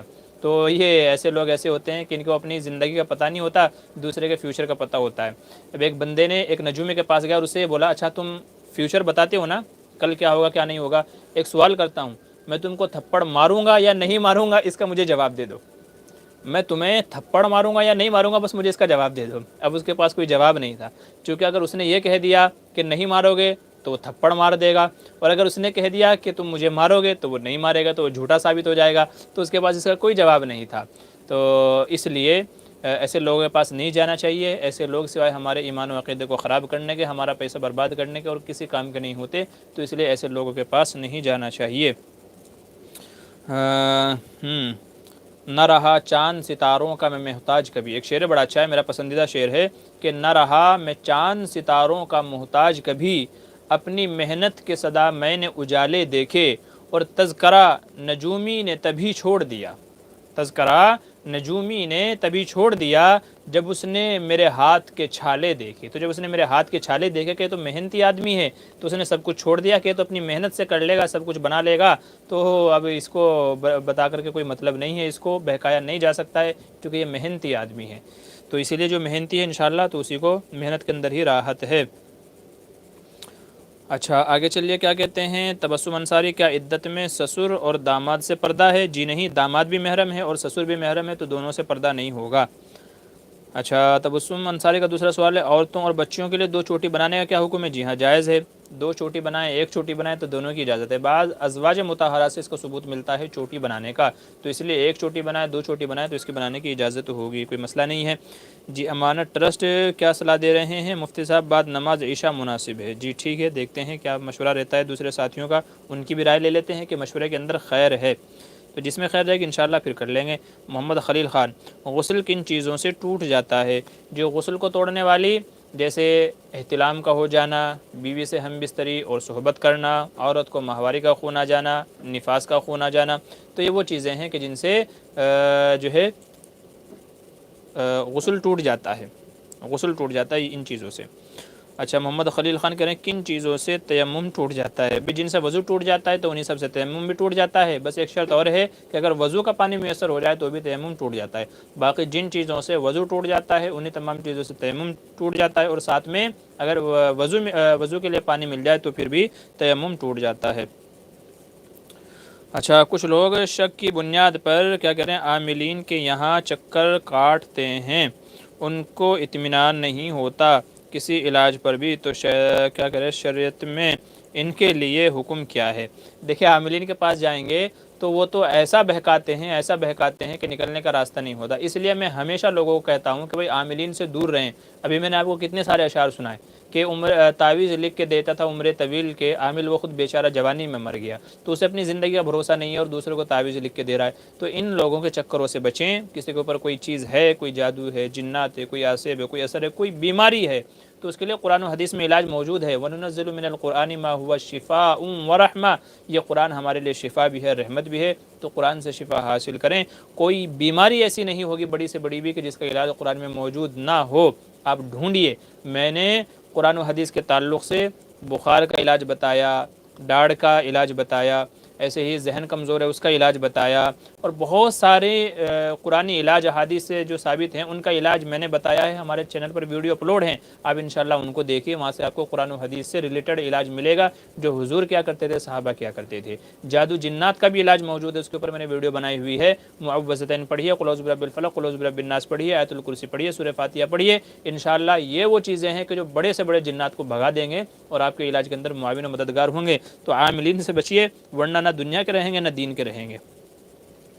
دانش علی مفتی صاحب السلام علیکم، 786 کا مطلب کیا ہے؟ جی اس کا کوئی مطلب نہیں ہے، بس لوگوں میں مشہور ہو گیا ہے کہ یہ بسم اللہ کا عدد ہے۔ ہو سکتا ہے کہ بسم اللہ کے 786 نمبر نکلتے ہوں، لیکن 786 لکھنے سے بسم اللہ کا ثواب حاصل نہیں ہوتا۔ 786 لکھنے سے کوئی گھر کے اوپر اور گاڑی کے اوپر کہیں اور لکھ کر کے یہ سمجھے کہ بسم اللہ کا ثواب حاصل ہو گیا، علماء فرماتے ہیں ایسا نہیں، جسٹ نمبر ہے، یہ بس ایک نمبر ہے، اس سے لکھنے سے نہ بسم اللہ کی برکتیں حاصل ہوں گی نہ ثواب حاصل ہوگا، تو اس لیے 786 لکھنے سے بچنا چاہیے، اس کی جگہ بسم اللہ لکھنا چاہیے ایسی جگہوں پر جہاں پر اس کی بے ادبی کا خطرہ نہ ہو، اور جہاں پر بے ادبی کا خطرہ ہو تو پھر وہاں پر آپ دل میں پڑھ لیں، زبان سے پڑھ لیں، بس وہی آپ کے لیے کافی ہو جائے گا۔ تو 786 سے بسم اللہ کا ثواب حاصل نہیں ہوگا، اس لیے اس سے بچنا چاہیے۔ اگرچہ عوام کے اندر مشہور یہ ہو گیا ہے کہ 786 کیا ہے، بسم اللہ کا عدد ہے، ہم نے عاملین کو بھی دیکھا ہے تعویذ لکھتے ہیں تو پہلے 786 لکھتے ہیں، اللہ جانے پتہ نہیں کہاں سے یہ لوگوں کے اندر بات پھیل گئی ہے۔ بہرحال 786 سے بسم اللہ کا ثواب نہیں ملے گا، نہ اس کی برکتیں حاصل ہوں گی، تو اس لیے اس سے بچنا چاہیے، اس کی جگہ آپ زبان سے پڑھ لیں یا تو لکھ لیں اگر بے ادبی کا خطرہ نہ ہو۔ اچھا آگے چلیے، اختر انصاری السلام علیکم صاحب، رحمانیہ کہ کیا معنی ہے؟ اختر انصاری بھیونڈی سے ہیں۔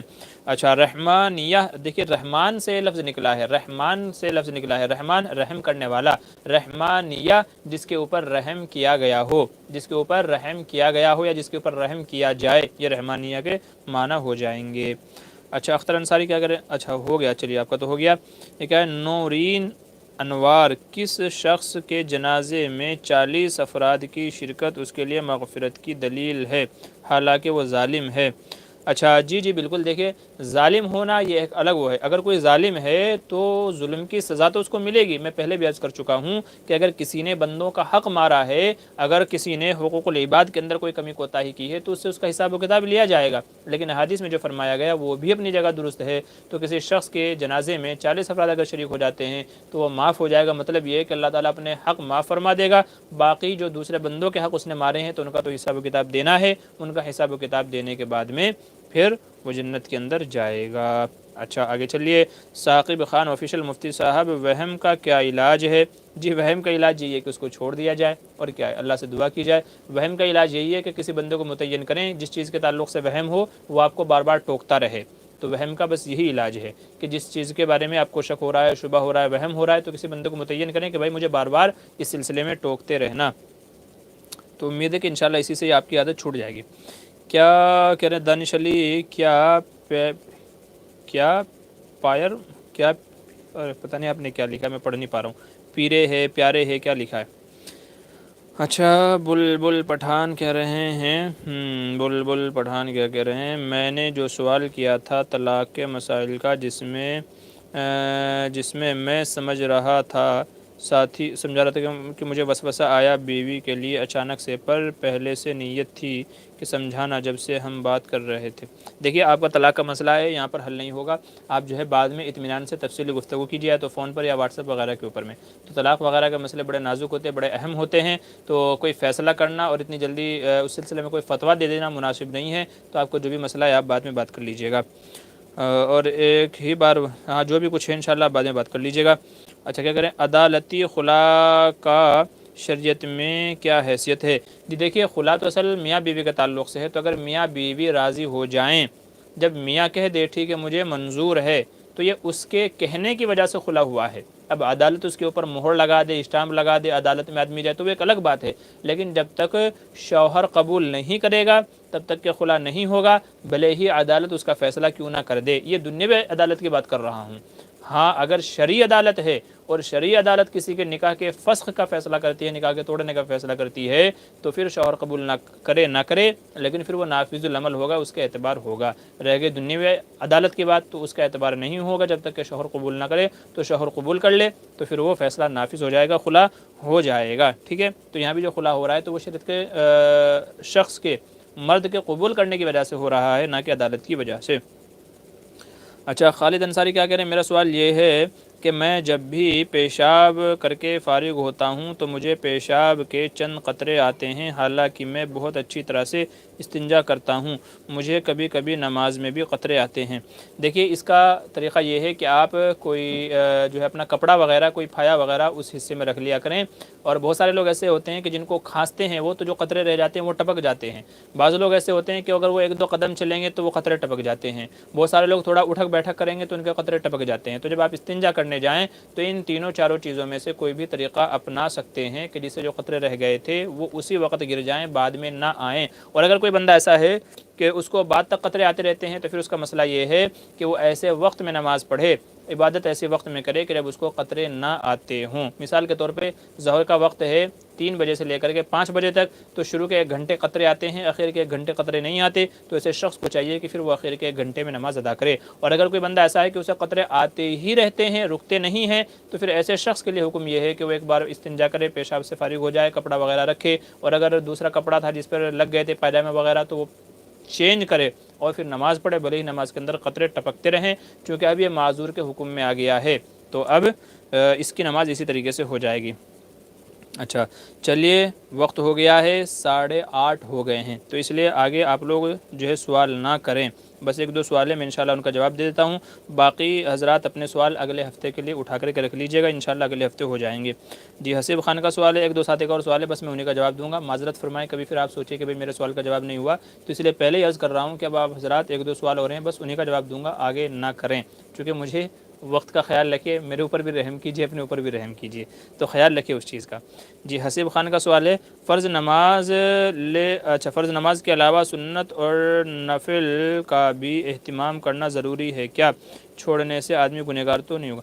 دیکھیں سنت تو پڑھنی چاہیے، سنت موقدہ اگر نہیں پڑھے گا تو گنہگار ہوگا، سنت غیر موقدہ اگر چھوڑے گا تو یہ پسندیدہ عمل نہیں ہے اور نوافل چھوڑنے کی گنجائش ہے۔ ہونا یہ چاہیے کہ آدمی کو سنت موقدہ، غیر موقدہ، نوافل سب کا اہتمام کرنا چاہیے، چونکہ حدیث میں فرمایا گیا کہ جب نماز و کتاب کا حساب ہوگا تو اللہ تعالیٰ فرمائیں گے میرے بندے کے پاس دیکھو نفلی نمازیں ہیں یا نہیں، اگر نفلی نمازیں ہوں گی تو پھر ان نفلی نمازوں کے ذریعے سے اس کے جو فرائض میں کمی رہ گئی تھی ان کو پورا کر دیا جائے گا۔ یہی حال روزوں کا ہوگا کہ نفلی روزے ہیں کہ نہیں ہیں جو قضا روزے چھوڑے تھے ان کے بدلے میں، تو اگر نفلی روزے ہوں گے تو نوافل کے ذریعے سے فرض کی پورتی کر دی جائے گی، اور اگر اس کے پاس نفلی نمازیں، نفلی روزے نہیں ہوں گے تو پھر ایسے بندے کا حساب و کتاب بڑا مشکل ہوگا، بڑا سخت ہوگا، تو اس لیے نوافل وغیرہ کا بھی اہتمام کرنا چاہیے۔ کیا سسر سے حلالہ کرایا جا سکتا ہے؟ عامر بھائی کا سوال ہے، جی نہیں، سسر سے جو ہے حلالہ نہیں کروایا جا سکتا، کیونکہ سسر محرم ہے اور محرمات ابدیہ میں سے ہمیشہ کے لیے سسر سے نکاح حرام ہے، ہمیشہ کے لیے، تو اس لیے سسر سے حلالہ نہیں کروایا جا سکتا، کسی اور سے کرائیں۔ اچھا کیا عالم پی کہہ رہے ہیں مغرب کے بعد گھر میں جھاڑو دینا کیسا ہے؟ جی جائز ہے، کوئی حرج نہیں ہے۔ بعض لوگ یہ سمجھتے ہیں کہ مغرب کے بعد گھر میں جھاڑو لگانے سے غریبی آتی ہے، یاد رکھیے ایسا نہیں ہے، ایسا نہیں ہے، مغرب کے بعد، عشاء کے بعد، رات کے کسی بھی حصے میں جھاڑو لگائی جا سکتی ہے، شریعت میں اس طرح کی کوئی بات نہیں ہے، لوگوں میں جو مشہور ہے یہ لوگوں کی غلط باتیں ہیں، افواہیں ہیں، تو ان پر دھیان نہ دیں۔ اگر رات میں کسی کے گھر میں کوڑا کچرا جمع ہو گیا تو کیا وہ صاف نہیں کرے گا، گندگی میں رہے گا؟ نہیں نا، تو اسی لیے اصل مسئلہ یہ ہے کہ رات میں بھی جھاڑو لگائی جا سکتی ہے، لوگوں میں جو باتیں مشہور ہیں غلط مشہور ہیں، تو اس لیے رات میں جھاڑو لگا سکتے ہیں، البتہ دن بھر آدمی نہ لگائے، موقع ہے عورت کے پاس یا مرد کے پاس موقع ہے کہ دن میں صفائی کر سکتا ہے لیکن پھر بھی نہ کرے اور رات میں کرے تو یہ بات پسندیدہ نہیں ہے، جائز تو اب بھی ہے لیکن یہ چیز پسندیدہ نہیں ہے، کیونکہ صفائی ستھرائی کا جو وقت ہے وہ دن ہے، رات نہیں ہے، رات تو آرام کا وقت ہے، تو اس لیے دن میں صفائی ستھرائی سے جو ہے کیا کہتے ہیں فارغ ہو لینا چاہیے، کوشش کرنی چاہیے کہ رات میں نہ لگائی جائے، لیکن اگر ضرورت پڑ جائے، جیسے مہمان آ گئے تھے ہمارے گھر میں، مہمان آ گئے تھے، اب کھانا بکھرا پڑا ہے، کھانا گر گیا ہے، بچوں نے کچھ اور کچرا جمع کر دیا ہے، تو کیا صاف صفائی نہیں کریں گے؟ اس کو تو صاف کرنا ہے نا بھائی، تو نہیں تو گندگی میں رہنا پڑے گا، تو اس لیے لوگوں میں جو جھاڑو لگانے والی بات ہے وہ معتبر نہیں ہے، ایسا نہیں ہے، ٹھیک ہے۔ اچھا کیا اسحاق کہہ رہے ہیں کیا گاڑی پر قصوہ وغیرہ لکھا جا سکتا ہے؟ دیکھیے گاڑی پر جو لوح قرآنی وغیرہ لکھی جاتی ہے وہ اندر کی سائڈ لٹکائی جا سکتی ہے، اس کی تو اجازت ہے، باقی اس کے علاوہ قرآنی آیات لکھنا یا اس طرح کے الفاظ لکھنا جیسے ماشاء اللہ، لا حول ولا قوت الا باللہ، تو گاڑی کے شیشوں پر یہ الفاظ لگائے جاتے ہیں، تو پھر ان کو نہیں لگانا چاہیے، چونکہ یہ ان اسماء مقدسہ کی بے ادبی ہے۔ میری ویڈیو ہے اس سلسلے میں کہ گاڑیوں پر اس طرح کے الفاظ لکھنا کیسا ہے، وہاں پر آپ تفصیل دیکھ لیجئے گا، دھلتے ہیں، مٹی کچرا اس کے اوپر جاتا ہے، پھوٹ جاتی ہے، کہیں گر جاتا ہے، تو یہ ساری چیزوں کی وجہ سے ان کی بید بھی ہوتی ہے۔ تو یہ اسماء مقدسہ گاڑیوں پر نہیں لکھنے چاہیے، چاہے شیشے کے اندر ہو چاہے شیشے کے باہر ہو۔ لوح قرآنی اندر لٹکائی جاتی ہے تو اس کی اجازت ہے، برکت کے طور پر لٹکایا جا سکتا ہے۔ اچھا آگے چلیے، کیا کہہ رہے ہیں میاں، کیا کہہ رہے ہیں میں کسی بھی کیا کہہ رہے ہیں مرحوم کے لیے قرآن پڑھ کر ایصال ثواب کرتی ہوں اور اس کی اجرت لیتی ہوں، کیا میرا یہ عمل درست ہے؟ جی نہیں، ایصال ثواب کے لیے قرآن پڑھ کر کے بخشنا، یہ اجرت لینا آپ کے لیے اس کی اجازت نہیں ہوگی، کیونکہ اب یہ آپ کے کمانے کا ذریعہ بن گیا ہے۔ حالانکہ اگر آپ کسی کو ایصال ثواب کر رہے ہیں تو اس میں اخلاص پیش نظر رہنا چاہیے پڑھنے کے۔ اب جو آپ پڑھ رہے ہیں تو وہاں اخلاص نہیں ہے، بلکہ اس کے اندر دنیا کمانا آپ کا مقصد ہو گیا ہے کہ میں قرآن پڑھوں، 2 قرآن پڑھوں تو اس کا اتنا ہدیہ لوں گی۔ تو یہ قرآن ہدیے کے لیے پڑھا جا رہا ہے، اللہ کے لیے نہیں ہے۔ تو اس لیے آپ یا تو نہ پڑھیں، یا پڑھ رہے ہیں تو پھر اس کے اوپر ہدیہ نہ لیں، ٹھیک ہے۔ ہاں کوئی اپنی خوشی سے آپ کو دے دے، آپ کی طرف سے مطالبہ نہیں ہے، آپ کو امید بھی نہیں ہے، کوئی اپنی طرف سے آپ کو ہدیہ دے دے تو وہ ہدیہ آپ کے لیے اجازت ہوگی، لیکن مانگنا یا اس نیت سے پڑھنا، یہ دونوں باتیں آپ کے لیے جائز نہیں ہوگی۔ اچھا معروف السلام علیکم، جی وعلیکم السلام، کیا کہہ رہے ہیں کیا بابول، یہ بلبل پڑھا جاتا ہے میرے پہ، بابو لال پٹھان، کیا زنا کرنے والے ایمان سے نکل جاتے ہیں؟ جی جس وقت زنا کر رہے ہوتے ہیں، حدیث میں فرمایا گیا کہ زانی جب زنا کرتا ہے تو اس کا ایمان اس کے دل سے نکال لیا جاتا ہے، جب وہ اس برے عمل سے فارغ ہو جاتا ہے تو پھر اس کے اندر ڈال دیا جاتا ہے۔ تو زنا کے وقت، یہ حدیث غالباً صحیح بخاری کی حدیث ہے کہ زنا کے وقت زانی مومن نہیں رہتا، ٹھیک ہے، باقی ایمان اس کے سر کے اوپر معلق رہتا ہے، پھر اس کے اندر ڈال دیا جاتا ہے۔ اچھا معروف مو کیا کہہ رہے ہیں کہ کیا حضرت آج لائیو میں ٹائم کم دے رہے ہیں؟ جی نہیں، کتنا 1 گھنٹہ 14 منٹ ہو گئے ہیں، 1.25 گھنٹہ ہو گیا ہے، بس 1-2 منٹ اور ہے انشاءاللہ، چونکہ پھر نماز کا وقت ہمارا قریب ہی ہے۔ یہ فیضان قاسمی آفیشل کا آخری سوال ہے بھائی، اس کے بعد کوئی آپ سوال نہ کریں، یہ آخری سوال ہے، میں بس اسی کا جواب دوں گا۔ فیضان قاسمی آفیشل کیا کریں، میں نے 3 سال عالمیت کیا ہے، کیا میں قرآن کا ترجمہ کر سکتا ہوں عربی لغت کا سہارا لے کر؟ مجھے عربی میں اچھی مہارت حاصل ہے۔